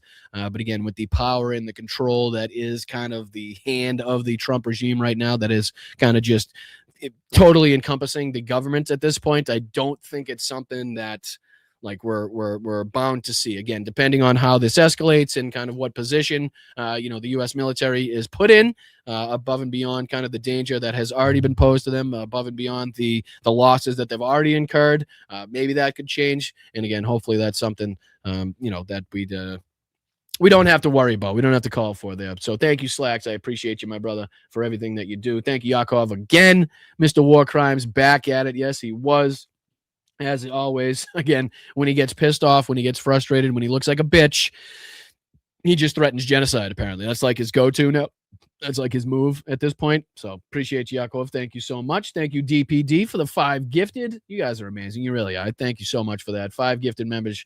5 members now get a gifted membership for the month, thanks to the generosity here of DPD and everybody else in the chat. So DPD, thank you so much. Thank you to Paul P. for the $10 contribution as well. I've been reading some stories about some missing professors and scientists, but there isn't much information news. Is this real? Because this seems really scary and important for no news about it. Well, again, I am not an expert on the story. I'm not very well read, but I have heard the accusations, the allegations of these different missing people, their prominent position in whatever kind of field that they were working in. Some people have speculated that it could be like foreign actors. Some people are speaking about it as like just a coincidence. But again, I have not too much information to dive into that. I have heard it. And I do believe to a certain extent that this is like a very true and ongoing news story. But again, I don't know like what the behind the scenes dealings are, what the speculations are and the rumors. But Paul P., I appreciate you bringing that up. And definitely is something that, again, if there are foreign actors behind it, and again, there are these like hugely important, high profile people in different kind of categories, kind of vanishing from thin air and being removed from this fucking earth, then obviously it's something that we need to dive into. So appreciate you, Paul. Thank you so much. Hope you're having a great weekend. Thank you, Tiff, Brian, for Congress. Get out of here. Get the fuck out of here. Jesus Christ. They'd have to have a swear jar in Congress. I'd have to walk around with one of those big empty Poland Springs water bottles for the fucking bubblers that they have, and just everybody would be consistently throwing dollar bills and change in it as I walk around Congress swearing my head off. Like, fuck these people, you motherfuckers. And people just like throwing quarters into my jar. Oh, shit. Thank you, Tiff. I appreciate you. Thank you, JD. Still better production than Newsmax. I hope so. If I'm not beating Newsmax, then fuck, we got a long way to go.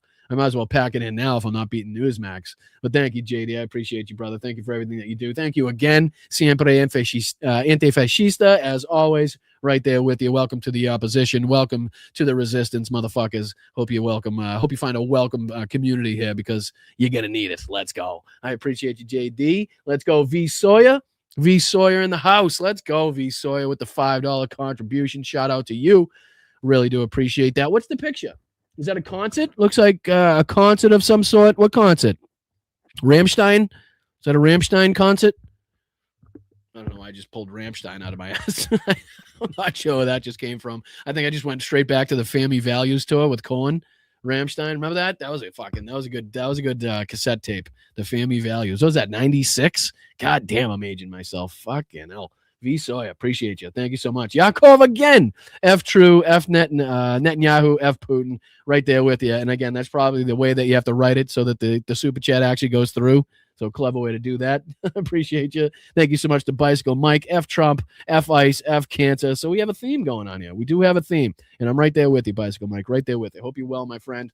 Let's go. Karen, thank you so much to Karen Ames for being here for 10 months. I bought a shirt yesterday. Let's go. Let's go. Make sure you guys rep it. Make sure you guys are taking a picture. Again, if you're, in the category of allowing us to, put that out there on social media or maybe even on the website or whatnot. Make sure you guys are sharing out the merch that you're getting. Karen, I appreciate that so much, along with the 10 months of your membership, your loyalty. I really do appreciate that. Thank you so much to Jeff. Kash Patel video reminds me of 1980 when Carter's FBI director William H. Webster did keg stands with Team USA at Lake Placid after the Miracle on Ice. Jesus, there's a fucking flashback, huh? Pulling that one out from the Wayback Machine. But yeah, I mean, absolutely. I mean, that's kind of a spot on representation, if you ask me, right? I don't think there's any different. Maybe that's what he was recreating. I don't know, but pretty spot on that one. But thank you so much. I appreciate your contribution, Jeff, as always. And then rounding out today, thank you so much to Wes, as always, keeping us on our toes, keeping the chat on our toes. Everybody enjoy your week. See you on Zoom. Yep. Make sure you guys are checking out the Zoom schedule. That Zoom schedule is on the website. Just in case anybody is a little unsure still about that schedule, I'll throw it on the screen now. So this is when we're doing the Zoom. So it's going to be every Monday night, guys, every Monday night. And then it pertains to the different categories. So the VIP doesn't really have much to think about. You guys are more than welcome at all or any of these throughout the month.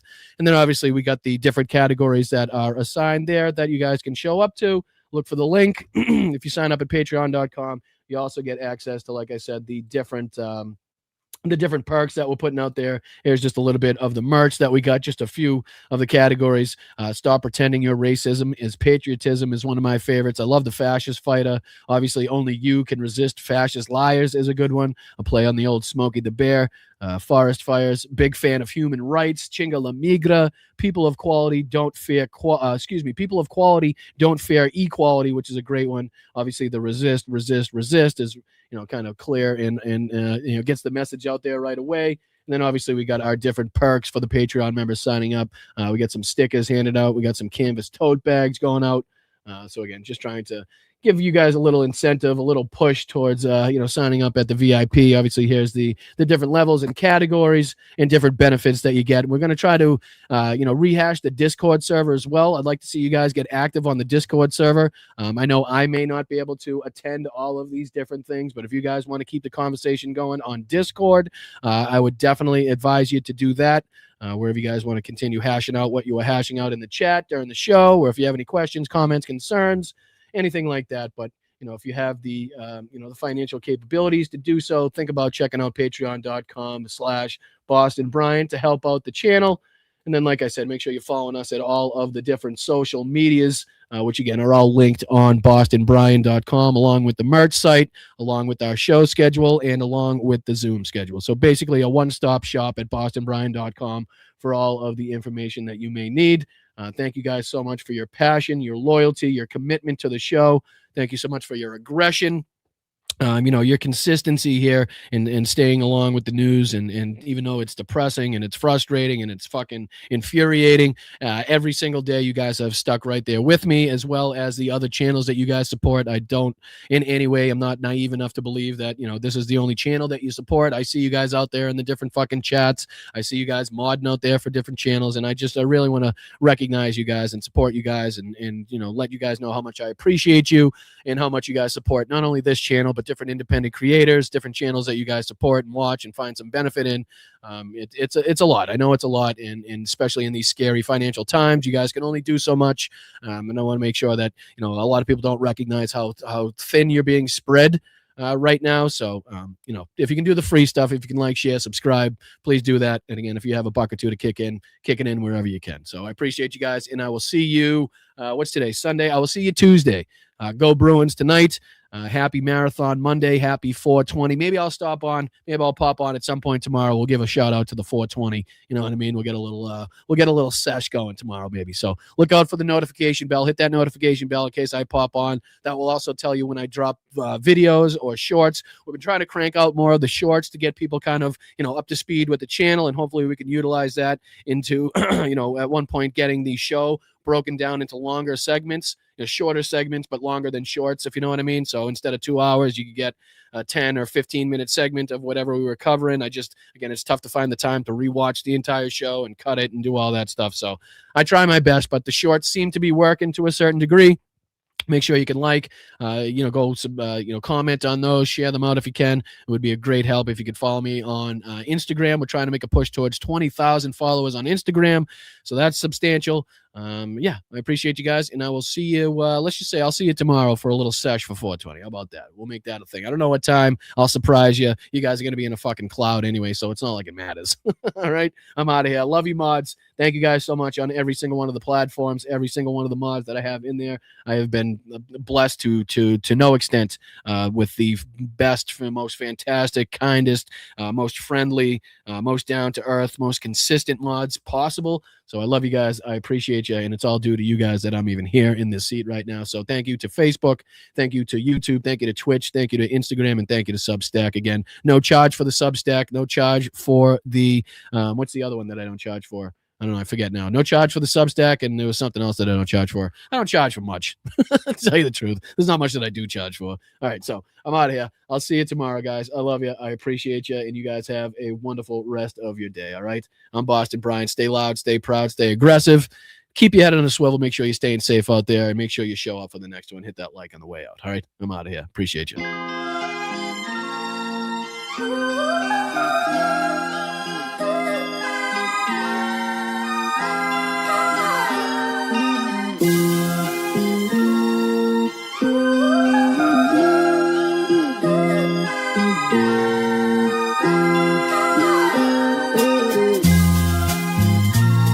How did you fucking manage to spell your own name wrong? That's what I want to know. Fairy in the chat, Tomya. You think if anybody could spell your name, it would be you goofball. I appreciate you guys. It wouldn't be the same without you. Yeah, well, that's fine.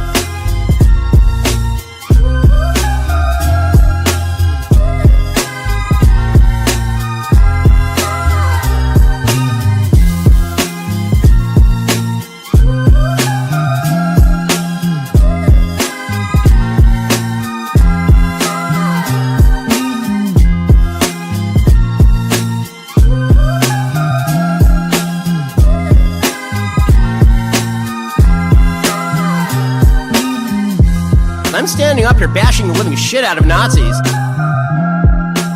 Fucking Nazis. My superpower's being honest. I will eat my neighbors.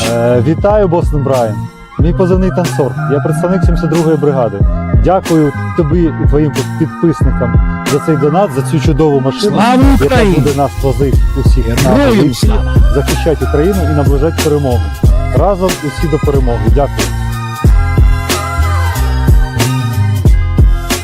You guys know we're going after the uranium? You guys know what uranium's used for, right? Uranium you guys is, right? Know that. This thing called nuclear weapons and other things, like lots of things are done with uranium, including some bad things.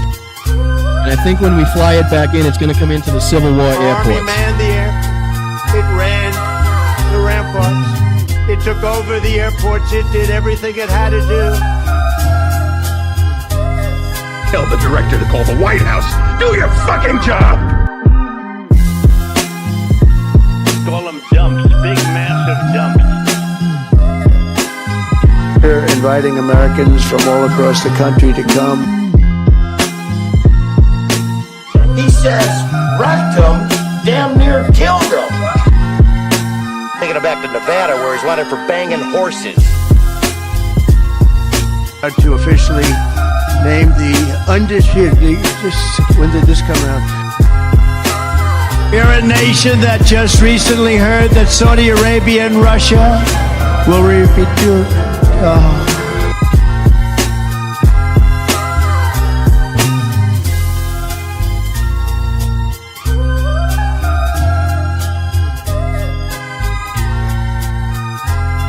Вітаю, Бостон Брайан. Мій позивний танцор. Я представник 72-ї бригади. Дякую тобі і твоїм підписникам за цей донат, за цю чудову машину, яка буде нас возити усіх на позиції, захищати Україну і наближати перемогу. Разом усі до перемоги. Дякую. Yes, of course, hence the name. Movement, it moves a certain distance, then it stops, you see. A revolution gets its name by always coming back around in your face. You tried to kill me, you son of a bitch. So welcome to the revolution. Where you going? Nowhere. Like we always do about this time.